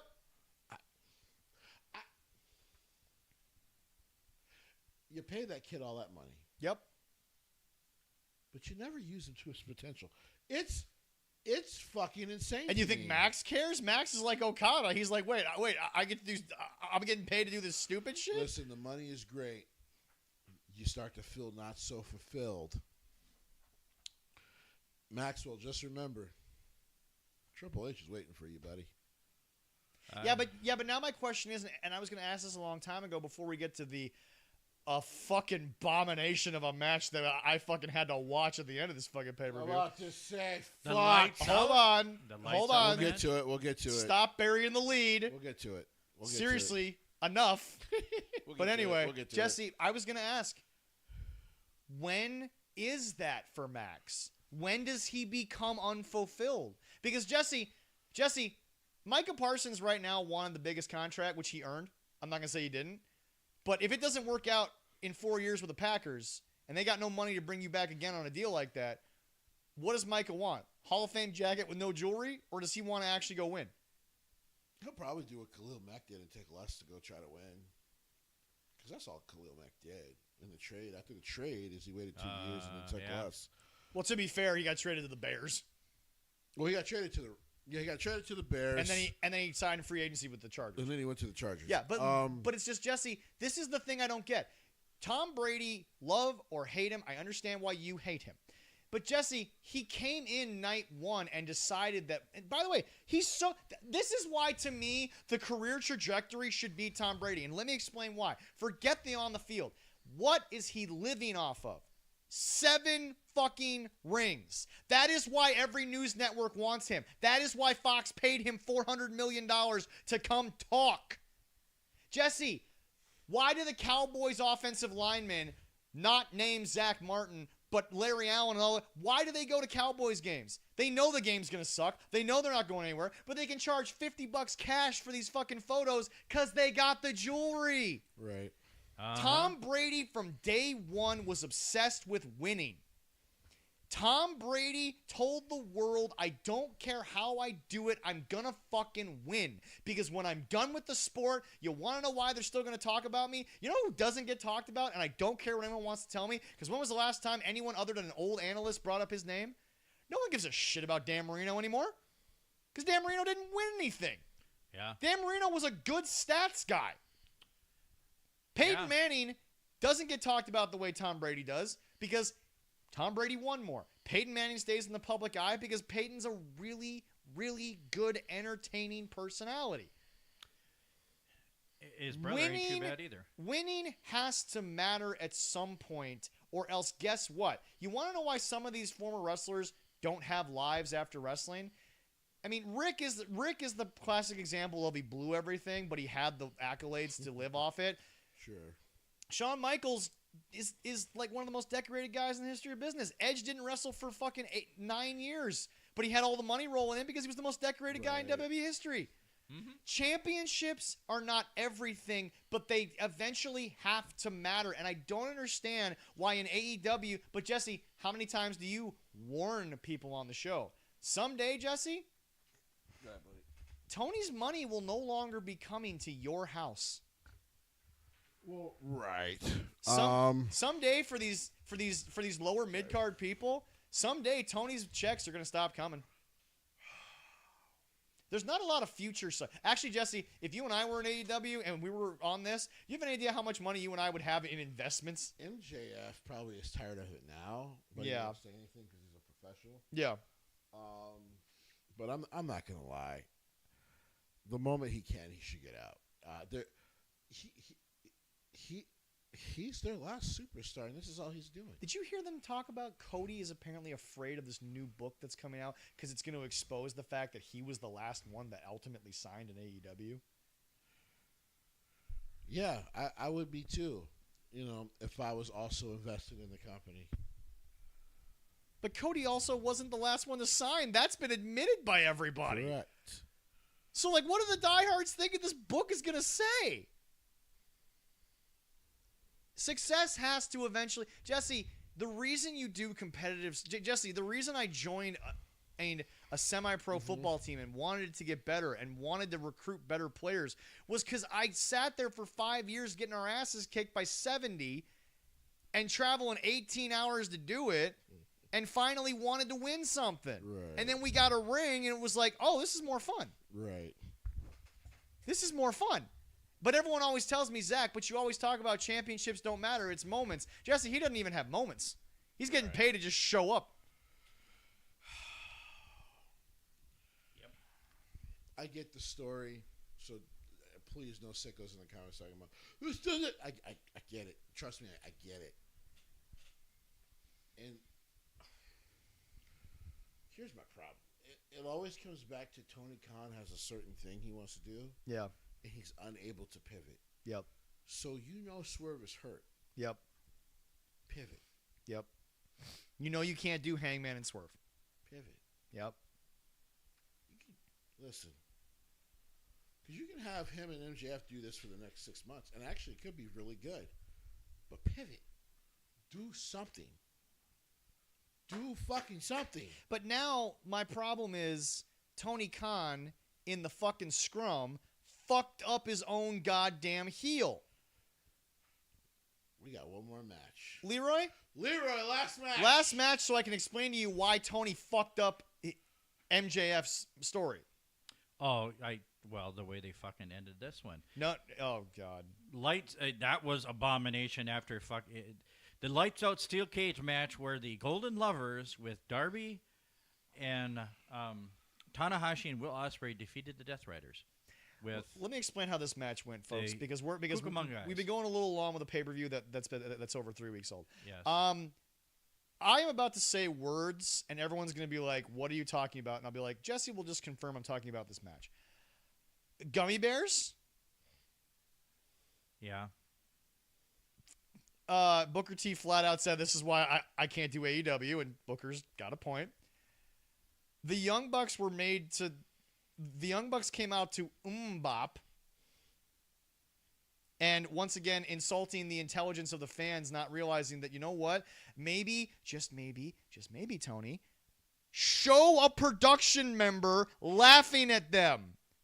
How? No. Hold on. I'm being serious. So this proves to me that Tony Khan hires an unprofessional staff. He's not in control of his show because, Jesse, there's no reason for the production staff to be fucking with them. There's none. They never fucked with the production staff. And then, Leroy, my favorite part, Yeah. Will Ospreay announced before this match that he's having spinal surgery. Yeah. So you know what they did at the end of the match? Not only did Will Ospreay not win the match, Tanahashi did. They did a hospitalization angle on Will Ospreay, who's already going to the hospital. Also, I'm going to quote Jim Cornette for a moment because this was also something I thought watching before I even read the review or heard the review. Jesse, in the final waning moments of this match, how many people went up and down and up and down the cage? Too many. So quick question. Too fucking many. So quick question. Way too fucking many. While they were assaulting Will Ospreay, why could no one go up and down the cage? I saw these motherfuckers climbing up there like they were fucking Tama Tonga on the fucking War Games thing. Yeah. All the way around. Yeah. Triple H, this motherfucker's gonna go all the way around. Like I said, the moment I saw the camera stay on top of Triple H, is like, he's not going to go around that full fucking cage because we're going to catch it. Triple H, you fucked up. But anyway, no. Jesse, why? Jesse, again, you make me look at your superstars and go, they're worthless. Because, Jesse, what do you mean they can't start climbing the cage? What do you mean? Also, why did they lower the cage if the Young Bucks don't have EVP fucking privileges anymore? Who lowered the cage? No, seriously, stay with me. If the whole production I think staff... it was the same person that hit Kevin Owens with the cage. Oh. It was a pie. It was a pie. Kevin Owens with the pie. But no, Jesse, seriously. No. Anyone who has not brought this up, follow me for a minute. The production staff can Sharpie their name. They can play bop. They can fucking turn around and they can say, these guys again. Yeah. But then they listen to them when they say lower the cage? And then came the scrum. Because fuck this match. Fuck this match. Yeah, this is actually the one match in the card I fucking hated. Leroy? Yes. Do you want to know why Tony Khan screwed MJF? Because right now, Jesse is asking what direction is MJF going in. And I could tell Jesse, as of 20 minutes before the scrum, I could have looked at Jesse and said, Jesse, he has a guaranteed title shot. He could now screw Hangman because now he doesn't have to face him one-on-one because, sadly, you already beat the heel one-on-one. Tony fucking whatever your middle name is, you stupid coked up Khan, walks into this fucking press conference. Let me fucking finish. Walks into this press conference. I heard about it. And he looks at the people and he kayfabes them by going, I would like your guys' opinions of, do you think that the contract should now be, I have to execute it a week in advance? He fucked up his own gimmick! Yep. He fucked up his own gimmick. MJF's one out to not be a pussy little bitch is gone! Because Tony Khan can't help himself. He can't help himself. He has to pretend he's a booker in the South. Yep. Oh, yeah. No, when I heard that, I'm like... Technically, he is. I'm just like... Florida ain't the South. You know that as well as I do. Florida is as southern comes. Well, it said when... He's got too much money to be from the South. Anyway. When I heard that there's not going to be no surprise, they have to announce when they're going to get... I'm like, what? Hey, Tony. Are they doing that because then they can be Hey, different Tony. than Do you the know? Money in the Bank? Do you know why RVD? Is that it? Do you know why RVD told John Cena?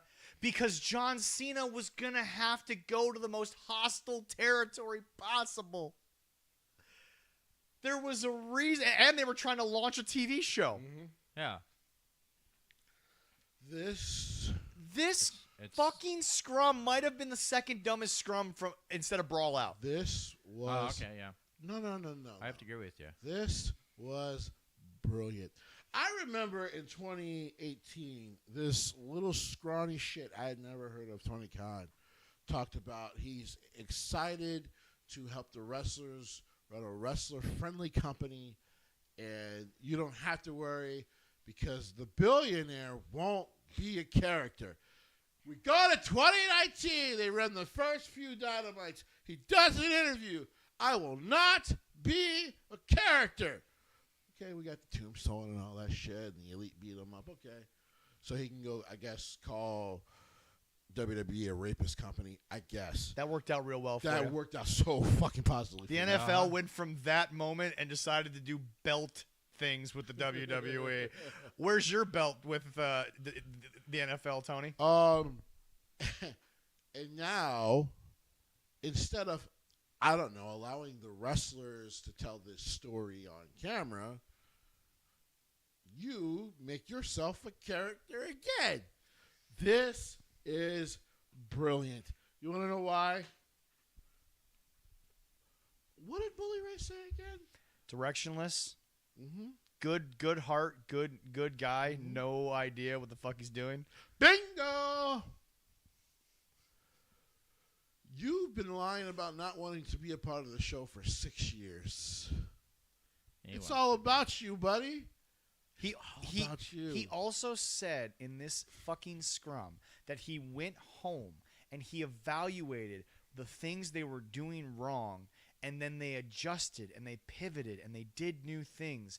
And I'm like, your audience is 600,000 less than when you apparently first started to do this. So what's the difference? Fuck the viewing audience.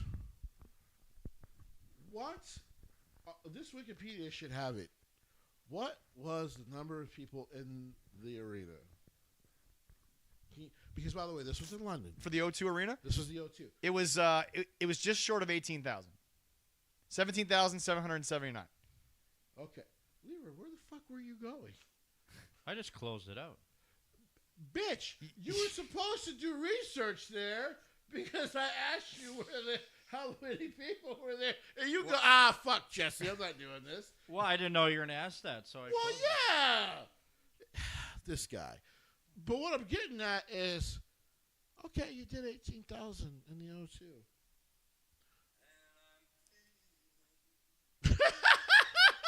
What was that, Zach? At least it wasn't copywritten. So, Shut up. so here's the thing, right? Yep, 18,592. Wasn't WWE just in the O2? They put more people in than the O2 Arena.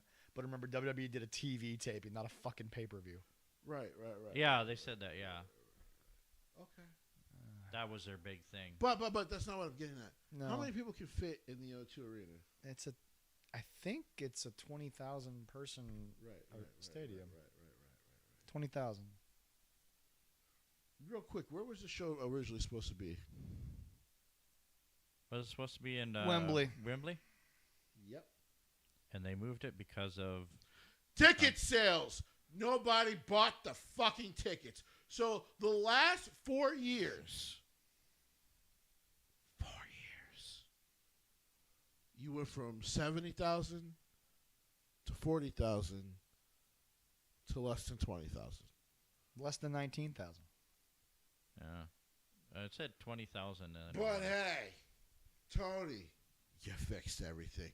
Also, and by the way, I enjoyed Dynamite this past week, but the last time I checked, right, when I think about it, the last time I checked, Zach, just tell him, because I've been a little leery from work here. When WWE was kind of doing these kind of numbers, what were we calling WWE in the 20-teens?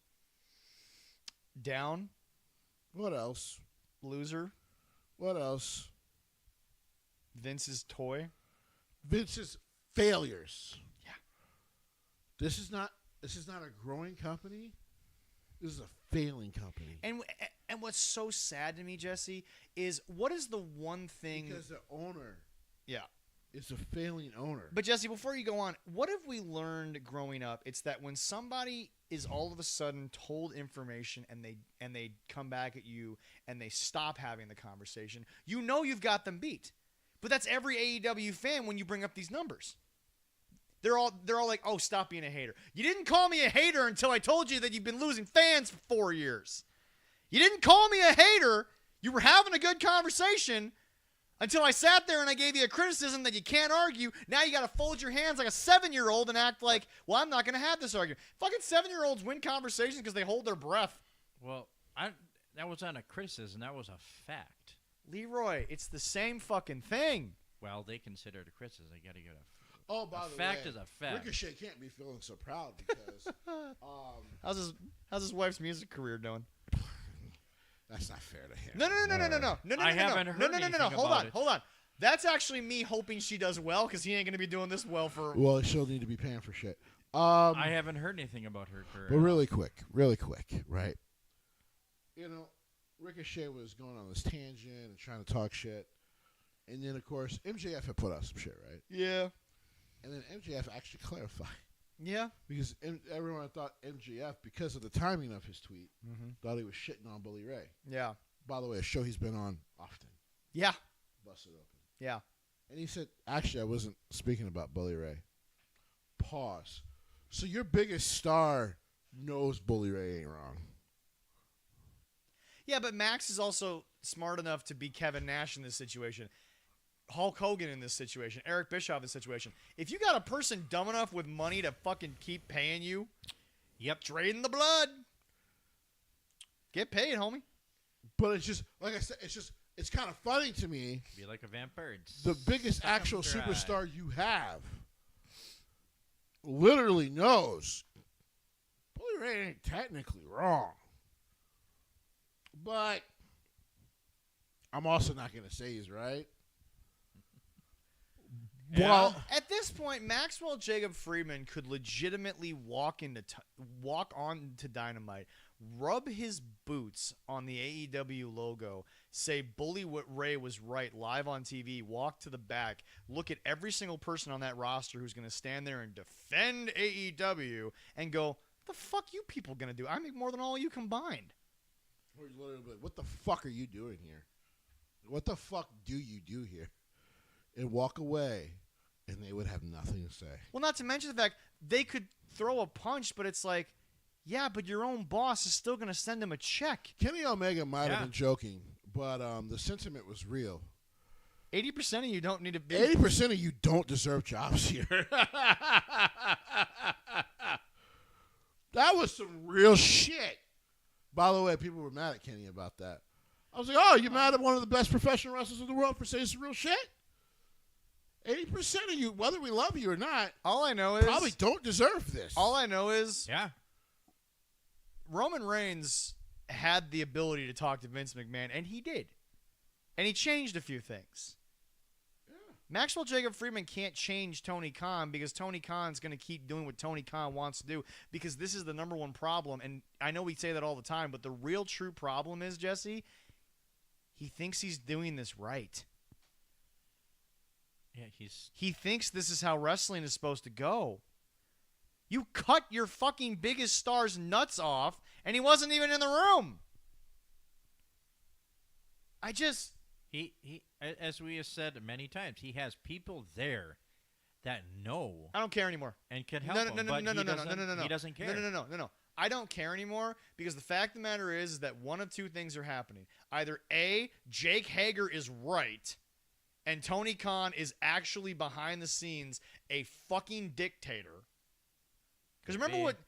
Because Jesse, you heard what Jake Hager said, right? Yeah. He said Tony burst through the door of a talent-only meeting and said, I'm going to put you in a six-man tag and you're just going to do it. He said that to Sting. Sting.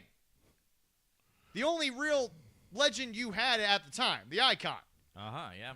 Did you what I loved about that whole story, so is, of course, Dax had to fucking put in his 2 cents, right? Yeah. And then, Why? and then, Oh, wait, I meant because he wants to. and then Jake Hager went, that's funny, you're fucking talking again. You weren't even there. And then guess who he tagged? He tagged people who were there. None of them said he was lying. Now, I understand, by the way, because this was one of the few times that fucking Jim Cornette defended Tony Khan. Yeah. But it's another former talent going, great guy, fucking terrible man. And that's the thing, Jesse. We are living in a world where apparently the sicko diehards will never believe a talent unless it's Kenny Omega himself. It has to be Kenny Omega. And he's been trying to be Mr. Politician again.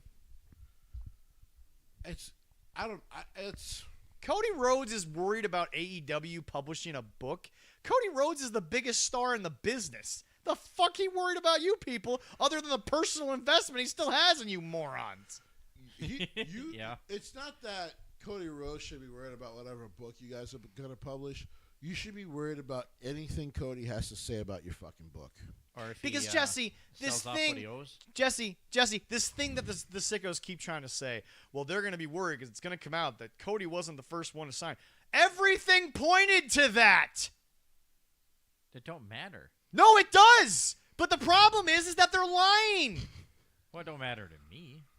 Well, of course it doesn't matter to you, Leroy, because you don't fucking care about this company 90% of the time anyway. I don't think you give a There's fuck. quite a few of us that don't give a shit about this company, and unfortunately, the way they're going, like WCW, they're gonna be Only reason gone. I still can't compare them to WCW is There's no merger that's going to happen that's going to ruin this Right. company. no. It's the only thing that's gonna ruin it is Kenny's gonna run out of money eventually. He answers to fucking nobody but his father at this point. And his father has said, enjoy the money, kid. So He's gonna make Stay his own. away from the Jaguars. him and his sister are out the Jaguars, by the way. So I think she got moved to the Jaguars. she got moved to the Jaguars. Now she's out. I think Daddy knew But- kids were a little incompetent. Eventually, AEW is going to be nothing. Not the real. Here's the realest thing about AEW. Financially. Well, yeah, they'll have the money. Financially in the gray. What do I mean by that? Because I don't believe Dave Meltzer for shit. What do I mean by that? It's not harbingering money, Yeah. but it's not losing money, and it's not gaining much. So basically, the deal to WB is, if every time we look over there, it's not losing us shit, why do we care? It's going to be treading water for years. Right. Which, guess what? You want to know why WB might not give a fuck about it? Because USA clearly did not give a fuck for over 20 years about it. It wasn't losing the money. He wasn't bleeding them dry. So they just kept giving contracts. So on that front, they're going to be fine. But at some point, No one's going to watch them. at some point, if you become, I hope this is not a Stodamus moment, but if you just become an HBO Max only show, you're going to be in fucking trouble. Jesse, the weirdest stat, and I looked this up to confirm. AEW, we officially talked about, started in 2019. 2018, actually. Well, television. 2019. Television. Okay. 2018. Television. Okay. Yeah. So, how many years ago was that, gentlemen? 6. Yeah. What did Dynamite just hit? It's actually 6 next month. Yeah. 400,000. What was their? They used to do $1 million. They've Yeah. lost 100,000 a year. We're gonna be sitting here next fucking fall, and they might actually be in the 300,000 range. And they're gonna be fucking going crazy and looking at us and saying we're back because they hit a 450. That's no. And that's the. I agree with No, that's no, going no, to be the truth. No, but Jesse, that's the actual math. Yeah. The trend happened. Yes, bro. 450. We are on WWE's ass. Like, nigga, what? NXT just did 750,000. Bro, that would be. This is some real shit for real. That would be like fucking. Let's just be real. That would be like Miami Dolphin fans going, "Hey, the Chiefs just lost, bro. We got a shot." Nigga, shut up. They got their ass handed to them, man. Oh, yeah. The Miami Dolphins keep Mike McDaniel around. I don't think the guy can coach himself out of a Bro, fucking paper y'all bag. probably ain't gonna win 7 games this year. They still gonna make the playoffs. Shut your bitch ass up.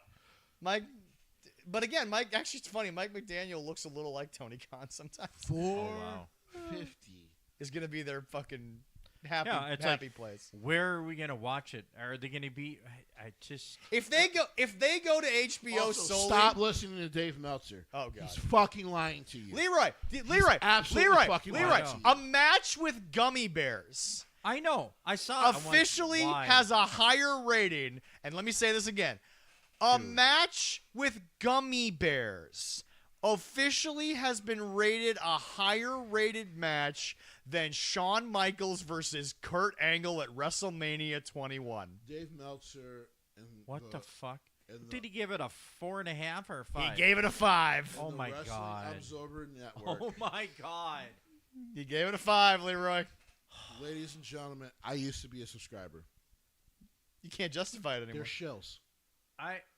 No. I was thinking about getting the magazine, but I'm No, no, not no, no. anymore. I'm not. See, people have misused the fucking word for so long now. They've cut the shill- magazine. They don't do it anymore. Right. It's all online now. But a shill is someone that you can clearly tell, and by the way, they've fucking admitted to it, especially Dave Meltzer, is getting paid by someone to Yeah. support them. Leroy, who was in the cage match again? I want Who? I want the participants. Give me the cage match. A whole bunch of people. Hold on. A whole gaggle of niggas. That's right. A whole gang. A whole gaggle. Leroy, Okay. Leroy, don't do it. A whole Leroy, be gaggle of careful. what he said. Leroy, be careful.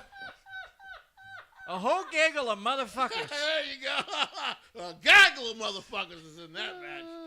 Oh, God. There was no brothers in there. Wait a minute. No, there was 2. Oh, there were 2 brothers? Who's in the match? Let's get to my point Fuck, here. go to the match. Were there two brothers in the match? Probably not. There were no brothers in the match. He made sure there was no actual niggas in the match. No, I don't think there were no brothers in the match. Who was it? I need to know. Kenny Omega, Kota Ibushi, Darby Allin, Hiroshi Tanahashi, Will Ospreay, Yep. Nick, Claudio, Gabe the Young Kidd. Bucks. Yep. No, there were no brothers in there. There were no brothers in So the hold on. Pause. There's an Asian So guess person what? in there. So guess what? Guess what? Yes. Gabe Kidd and Claudio Castagnoli have now officially been a part of a match that was greater than anything Kurt Angle ever did. I mean, they'll both tell you that's bullshit. Yeah. It's there. You Yeah. know, it's, Where's my camera? Yeah. it is one man's opinion. But I want you to know. A horseshit opinion. When he talks about the viewership being better than WWE's on Netflix and all that, he's fucking lying to you. He's absolutely fucking lying to you. You want to know how a lot of us now... Well, I knew this before. Yeah. Netflix releases its live streaming things weekly. Yep. Yeah. Right. Because they're not afraid to. Now, yes, 1 week, Raw Live only had 500,000 viewers live. Yep. Okay. You know what they don't talk about? Why Netflix really got to WWE and WWE content? Replay value. Do you know that Raw and SmackDown average internationally 4.8 million replays every week? 4.8 million, actually making it the third most watched content on the goddamn app, which has a lot of content. So if he tells you that technically they're doing better because of these fucking mystery HBO Max numbers that he keeps naming, he's fucking lying to you. These HBO Max numbers have never been confirmed, and the only time we see HBO Max numbers and we see AEW, you know what it says? 250 at best internationally. So what the fuck is this man talking about? Stop listening to Dave Meltzer. He's lying to you. And Brian Alvarez now no longer has credit. Did you see that shit he said? It was so dumb I didn't even want to fucking talk about it. So, Brian Alvarez had the fucking gall, Leroy, of saying, well, a couple things, but this main one before the return going, well, what does AJ Lee actually do to move the needle for WWE? Did he not see 97 worldwide million fucking views. in 24 hours? But she doesn't move a needle. They're shills. Yeah. They're shills. And now we get to this. Jesse, okay. Fucking, I hate the people that review wrestling who don't know what they're talking about. It was either Russo or Meltzer. I think it was Jesus Christ. I think it was Russo said, "Why did CM Punk you made CM Punk look weak by letting Becky slap him over and over again?" And I'm like, "I'm sorry, what? What do you mean? What? Wait, hold on. So you are telling me that CM Punk looked weak for doing the one thing that he's not only contractually but societally not supposed to fucking do?" And by the way, it's actually never been a part of his wrestling character in WWE. Right. Yeah, I looked up post when you watch Netflix live. Mm-hmm. Raw's rewatch on Netflix is 25%. 25% increase. Yeah. Mostly of viewers outside of the U.S. time zone. Because guess what? 25% more. WWE accepts the fact that, you know what? You consume content differently these days. Right. But anyway, the initial we gotta get out of here, so 2 we're to gonna get 3. to the biggest thing that happened this week. Yes. But no, Jesse. She apparently, Becky, is just supposed to take a swing from CM Punk, according to Vince Russo. That's how you make CM Punk look better. I don't know if people know this, and this is not gonna. I want some people to cover their ears. Vince Russo is what we used to call retarded. Yes. He's special. Was it Russo or was it Dave who said that? One of them said it. I'm pretty sure it was Russo. They are both what we would call Stupid? stupid as fuck. Vince Russo is what you would call an ass clown. Vince Russo has never done anything positive for pro wrestling. Period. Vince Russo. Vince Russo says Punk should have hit Becky with the GTS. Vince Russo. You know, it's funny because Vince Russo is supposed to be a born again Christian. I didn't know born again Christians just hit women. I didn't realize that was an epidemic going on within the church. I'm sorry if it is. That's terrible. Leroy, I didn't realize that God said just, go ahead and take a swing on a woman. No. Thank you for clarifying. Go ahead, Jesse. Never honor thy mother, thy father. So if he's not speaking for the church, He's I have a speaking question for for you too. He's speaking for his own. Because I know he's not speaking for New Yorkers. Is he speaking for white men? I'm wondering who does Vince Russo speak for? Dude, white people haven't claimed Vince Russo since the 90s. Okay, so it's not white people, Right. It's damn sure not New Yorkers, Right. Apparently, it's not the church, Right. So he's just talking out of his ass. Yeah, he always does. The point of Becky Lynch. Jim and by the way, Cornette, how and by the much way, money do you need to kill him? And I just it's not a lot. It's not a lot. It's not a lot. I am tired of hearing this man's opinions. Yeah. Because usually opinions are opinions. This is just stupid. But he's just fucking dumb. Not to mention the fact, Vince Russo, you used to book here. If he is going to hit Becky with the GTS, she's going to interject herself in their mixed tag match, and she's going to force Punk into doing it. But, Jesse, it's going to be when people have to pay for it, not on fucking cable. Really quick. Becky didn't take the... Was it the end of days? She didn't take the end of days on cable. No, that was on a PLE. And by the way, to give Vince some credit, it got a pretty big pop because she took that fucking... Now, to the return. Jesse...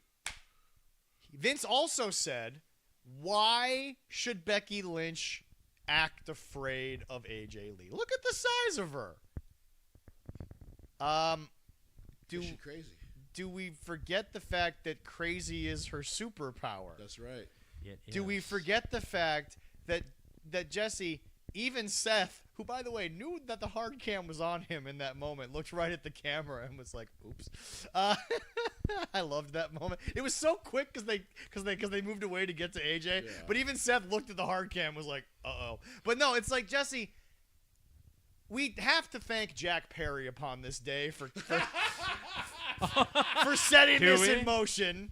But Wow. they put out earlier in the day the video of her and Triple H. And by the way, credit to Hunter, and this is why he will always be better than Tony. Even if Hunter has the worst booking of his life and Tony somehow figures it out in a year, here's why he's better than Tony. There's a line when they signed that contract that was so quick that no one caught it. Thank you for trusting us. He knew that they had to make it up to her. Right. He knows that she went through some shit when she didn't need to back when her husband got fired. Right. He knew it. He knew it. He fucking admitted it, and he was willing to sit back and say, I'm sorry. Right. He didn't have to say the words on camera, but he said on camera, so it's documented, thank you for trusting us, because you didn't need to do that. Right. And you had every right to not do that. Yeah, no. She's back because she has seen for now over a year it has changed. It is different. They've treated my husband with the utmost respect that they can. They've let him come home. They've done this right. She saw that. Right. And you want to tell me, because we talked about this, I think it was last week. We talked about it leading up. So live audience means nothing. The live audience means nothing. Did you see one of the pages on Facebook talked about "and the crowd goes mild"? That was triggered wrestling. And I was just like, well, my comment was, if there was ever a clickbait caption, this is it. I'm like, if that's mild, you definitely get no pussy, because that's what we call a pop in pro wrestling. And they knew it. They didn't know about Punk. They knew she was there. Listen, number one, her back, she surpassed the last time they had this big of a hit on social media was Roman coming back. Yeah, this is bigger than Roman. Roman, this is bigger than CM Punk's surprise return. Hey Jesse,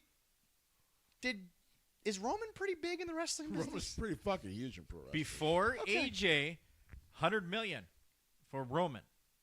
130 within 24 hours. All I'm saying is this. 24 hours. All I'm saying is this. If you want to know why Triple H deserves a little bit of leeway, it's because he's at least willing to be human about his past mistakes, and Tony Khan can't fucking admit he screwed up. Here's the thing with AJ Lee, right? And this is the biggest thing, right? And why her return is so impactful. Yeah. And by the way, I thought it was stupid. People being like, they're crying over a wrestler returning. Like, some of you fuddy-duddies cried over CM Punk returning, and guess what? No one made fun of you because we understood it. Don't be a douchebag now. AJ Lee means that fucking much to a lot of people. Well, but do people forget, because she not only was having to deal with what Phil did, which we all said Phil had a part in it that wasn't positive. Yeah. She didn't deserve a lot of the hate that she got. She didn't deserve any of it. She didn't deserve anything because this was a separate thing. I don't care if a husband and wife work together. If you got an issue with one of them, if you take that out on the other person, you're just a shit manager. That's on you. You're bad management. Vince, you piece of shit. Yep. Well, no one ever claimed Vince was good. But anyway, no, it's like, Jesse, she also used to remember, Sami Zayn has a special gimmick. He doesn't look like a six-packed out, roided up dude because that's the gimmick. He's supposed to be the forever underdog. Right. AJ Lee, at a time when, and again, it's your body, I'm not going to question it, but it's a fucking documented fact. When it was overly make-upped, plastic, rehearsed bullshit, she was the outlier. Right. She didn't, and sorry folks, this is the wrestling business. I'm going to talk about this. She didn't go get a boob job and be out for 6 months. She didn't take the shirt and cut it to where it's basically a bra on TV. Right. Now, okay, sickos, remember this. It's called consent. A bikini and underwear are actually two separate things. Anyway, that is true. Anyway, but Jesse, she did things that were diva-like. Right. She was the outlier. Right. She was also very good. And by the way, this is the part I also want to get to. We get it. You're bitter and you're a fucking moron. But this is the only thing that Jesse will ever defend Dana White on. Matt Riddle, shut the fuck up. No, it was great. It was great that he said something. AJ Lee dated Jay Lethal, and so what? No. It's great that he said something because he constantly exposes he didn't get fired just for weed. I told people that Triple H did not fire him just for weed. He fired him because he's fucking stupid, and he doesn't know how to shut his fucking mouth.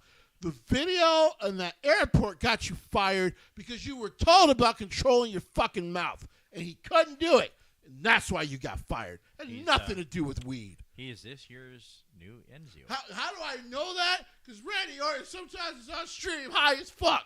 It has nothing to do with weed. Get the fuck out of here.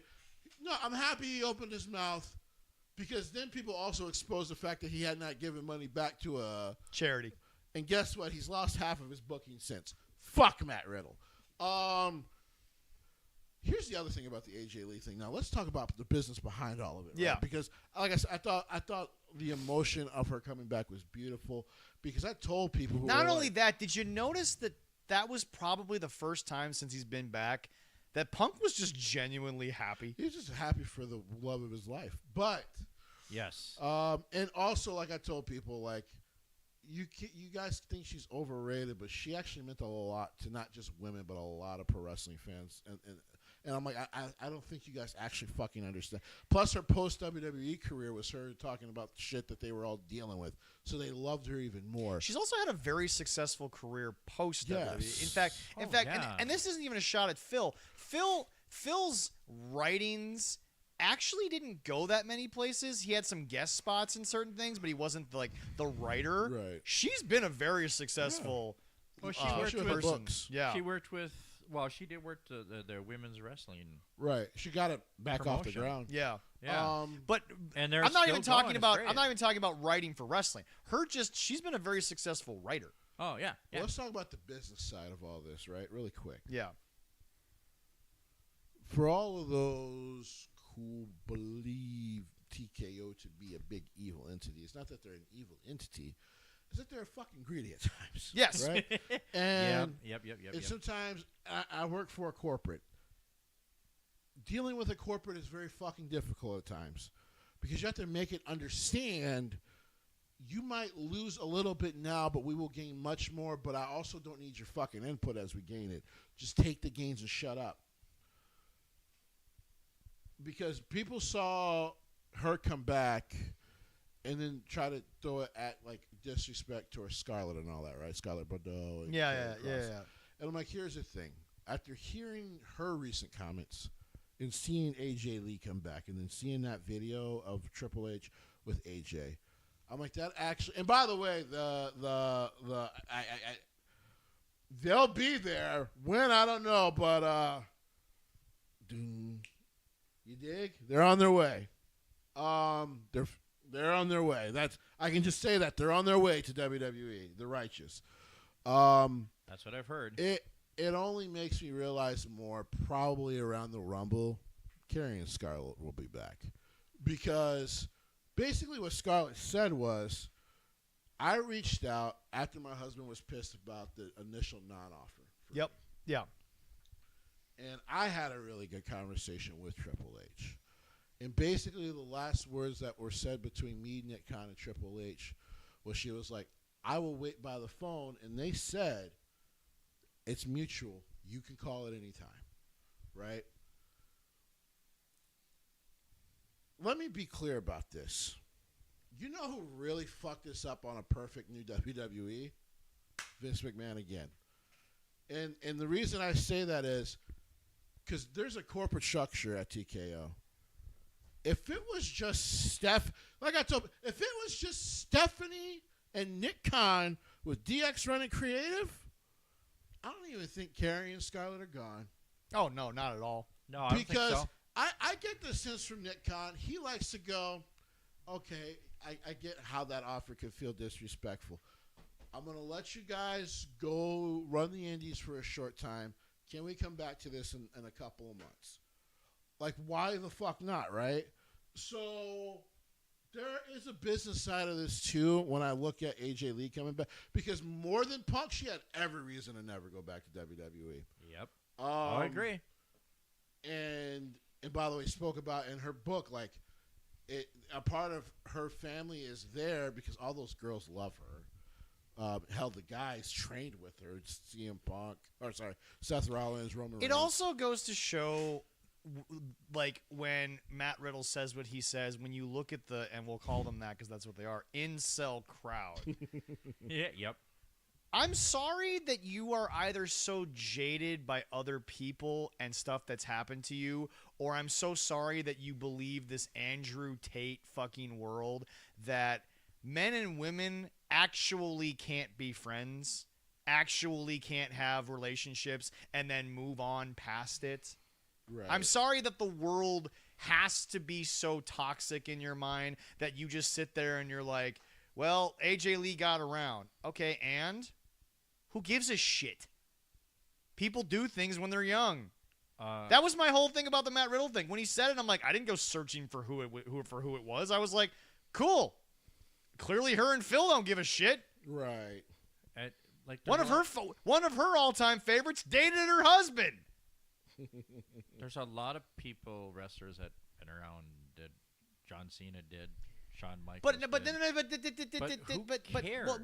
Well, no. But that's literally. I don't even want to bring up anyone's fucking past. I don't, because the fact of the matter is this. Okay, this was something that, like Jesse said, she had more reason to not go back than Phil, because the shit she went through, she didn't even cause.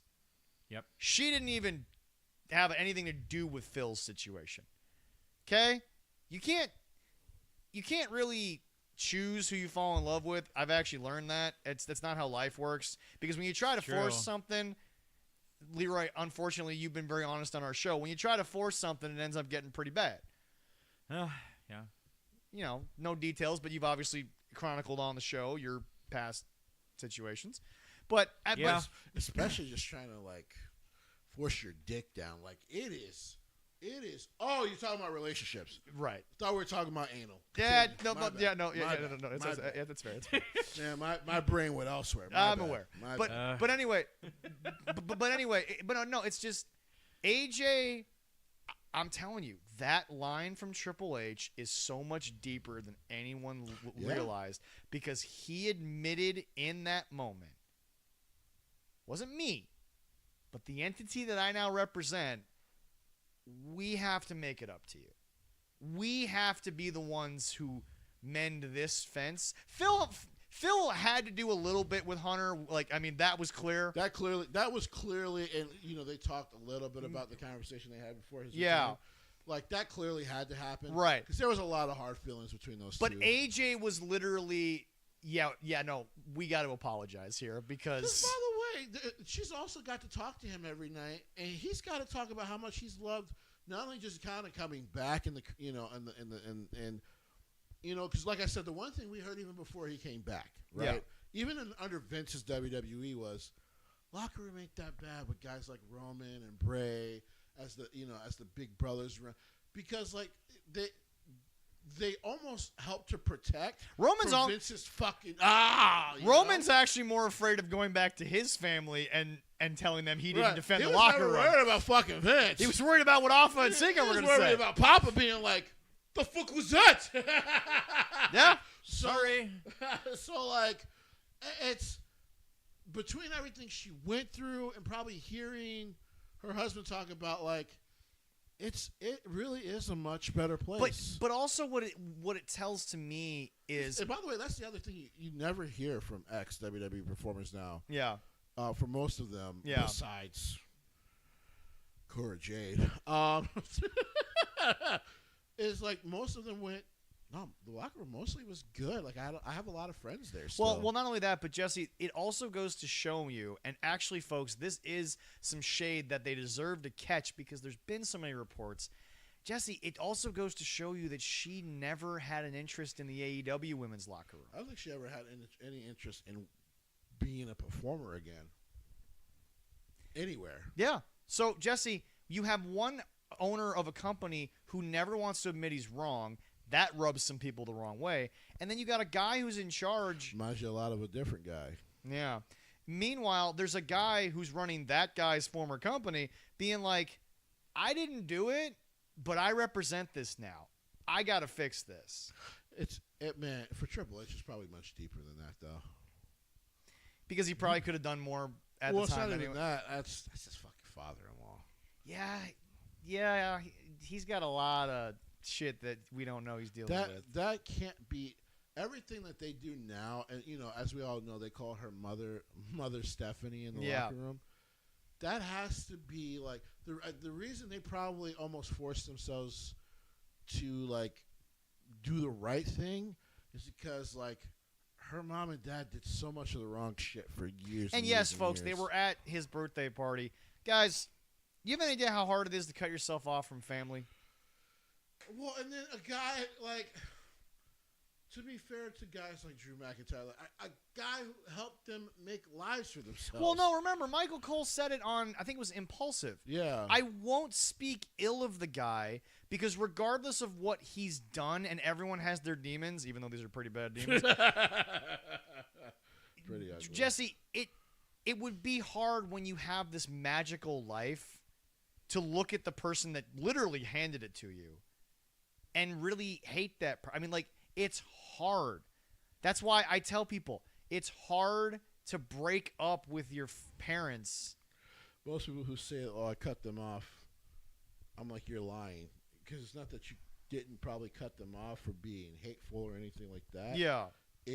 I think you're lying because it's almost impossible to not think about the people who birthed you into this world.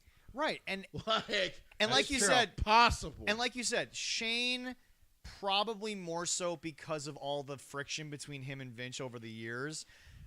But it's probably got to be harder for Stephanie because, like you said, she probably went through more than we ever will know, and we don't need to know. That's her personal business. Have daughters, but I can't imagine them reading all that shit and then having to because by the way, the daughters are all super smart, as we know. Yeah, they're brilliant. So yeah, no, yeah. How do you explain? Well, Leroy, grandpa's a fucking monster. Leroy, Yeah. Leroy, feel free to tell me to fuck off. It's fine. I don't care. But I'm gonna ask you.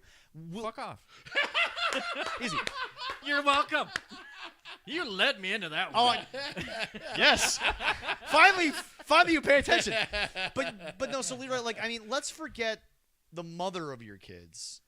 I try to all the time. I know, but the in-laws that are technically the grandparents of your kids, you have to navigate that a lot. Nope. That's fair. Unfortunately, their mom is kind of like their grandma. Let's see here. Kindergarten is when I finalized and started going through the divorce process. Sure.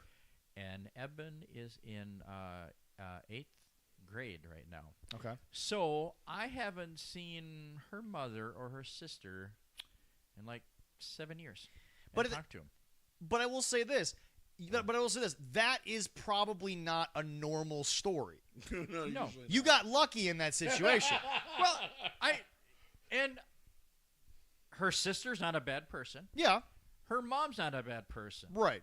I thought they were generally very nice people, but well, I'm not in their daughter's life really anymore. Right, yeah. So they don't give a shit. But I mean, my mom's totally different. Yeah. But I mean, she'll talk to her, but the ex don't want to talk to my mom. Right. But I mean, basically what we're also yeah, but I mean and again, I can say this from friends I have and from family. That's actually a very not normal story. No, not usually normal. Normally, when it comes to the kids, besides your wife's sister, who knows that you're extremely average. I'm okay. Not average. He's just okay. Remind me when I go down for the Sleep Token show. She lives in Brooklyn Park now. I'll get her signature and I'll get it to you for the t-shirt. Yeah, we have to do the shirt. We'll do it. But I know somebody can make some shirts. But anyway, that was one of the best things I've ever heard at a friend's wedding. You were legitimately the loudest laughter in the background. I was not expecting that young lady to say that, and it genuinely filled me with joy. So when I get married, you're gonna have to wear that shirt Zach's for a little okay. while. I was like, yes. I think Willie was trying not to stand up, but by the time I showed that much joy, he had no choice. Yeah. It was over. Yeah. He was okay. Yeah. I love that girl though, man. I hope for this next time around, because the first time Seth and Becky worked together, I agree. There was I agree. Really Yep. bad. So I agree. But now they get to be over the top. They get to be over the top. This actually might work better. I really hope Yeah. that this is better, because if it is about the same as the last one, I'm going to be very disappointed. And I will also say this. Very disappointed. And I'll say this because someone brought this up. I think it was in the PWL, but I'm going to be very clear. We were not worked. Seth and Phil do not have the best personal relationship. They just don't. But let me be very clear. They also work for a company that's going to tell them, let's go make money, and then you don't have to speak to each other when you're done. It's really not that complicated. And seemingly, even if they might still not personally always see eye to eye, they seem to have developed a really good professional. Well, but relationship. Jesse, Seth is not an idiot. He Right. knows that when he reacted the way that he did, which was genuine, we found out, he knew that WWE was going to have to run with that at some point. He Right. knew it. Well, and it was actually it made it nice for them because they were like, "Ooh, we can play off of this." Yeah. So, yeah, I'm super happy for AJ. Yes, of course, I'm happy it overshadowed Brock Shawn. Unlike other people, like my feelings on Brock have never been complicated. Brock is one of the best fucking athletes I've ever seen do professional wrestling, and he's an attraction. But man, he's always, even before the allegations, he's a terrible, unlikable. Well, Can you just admit you're mad that he cut his hair? there's that. But like, Jeez. He can grow it out again. he It's can only be hair. a truly unlikable motherfucker. Now, like I said, I guess my cousin was blessed to catch him on a good day and buy him some beer. But otherwise, I've seen Brock interact with like large crowds. He wasn't lying to still. He don't like people, man. No, you really don't. So don't. like, Brock This- Lesnar went to his kids' high school events, and he literally sat as far away in the bleachers as he possibly could. he does not like people. He doesn't like people. This might be his last thing with WWE. I believe it will be. I believe it will be. And I Mostly because 3 reasons. One, it's kind of hard to go out on anything higher than John Cena's retirement tour. Right. Number 2, they'll probably be done paying him. And number 3, because Vince ain't there anymore. and Vince was never the problem. Well, he liked paying him. Well, no, the problem is TKO didn't want to pay him. Well, that's true too. And then number 3, you think Brock gives a flying fuck if he gets a retirement? No, he doesn't fucking give a rat's hairy ass. He's like, He wants to be done. he just wants to leave. He'll do the match because him and John have a lot of love and respect for each other. Yeah. And then he'll dip. But anyway, to finish up, we are incredibly happy for April. We hope that everything goes well for her. We understand that, everything that she went through, she didn't have to. But if anyone out there is saying, what is she going to add to the business? 100 million views in 72 hours. That's pretty fucking good. Like 130 in 24 hours. in just the locker room, genuinely. So like, I don't know if you guys saw this one. Was like most of the locker room who weren't booked knew they weren't booked for SmackDown, but almost all of the roster showed up just to see if it was real that she was back. Yeah. That's how much love she had in that locker room. Well, not only that, but like, it is interesting when you think about it. There are some women still there who were there when she was there. Natty, Charlotte. Yep. There's a handful. Nikki. Yep. Um, And Nikki and her, from what I've heard, have worked out their personal stuff over the years. Although, I think they're gonna end up fucking bringing back Paige next year too. well, WWE will actually like present her the way they can instead of putting her out there and just being like, "Oh, go do whatever this is." And it's like, no. I think Paige has learned. Man, sometimes structure doesn't actually hurt. And Ronnie is a dick. Well, no, actually, according to Ronnie, but again, whatever his word is worth, Take with a fucking two. they're still friends. They still live near each other. Huh? And I'm like, yeah, but you're not married, so something you did was still clearly a problem, douchebag. She had sex with some dude at a zoo after dumping you. Apparently, you really fucked up. Shit. Are you surprised Ronnie fucked up? No. No. Why? It was so funny because I used to be like, dude seems to have learned from it. I got to meet Ronnie when he was young. I was in the scene. Well, remember, Jesse, anyone who's actually in the metal scene like us, when he brought out those inflatable mic stands, it all we said was, didn't learn a thing. Well, the moment it happened, we was just like, oh, you're a fucking douche. Okay. Like, we were all kind of rooting for you. Like, people, we all fuck up when we're young. Hopefully he's growing up. You shouldn't keep judging him on the. Oh no, he's a dickbag. Yeah. Okay. He's a complete tool. Oh, He's well. a complete dickbag. Unfortunately. Sadly, a talented tool, but he's a tool.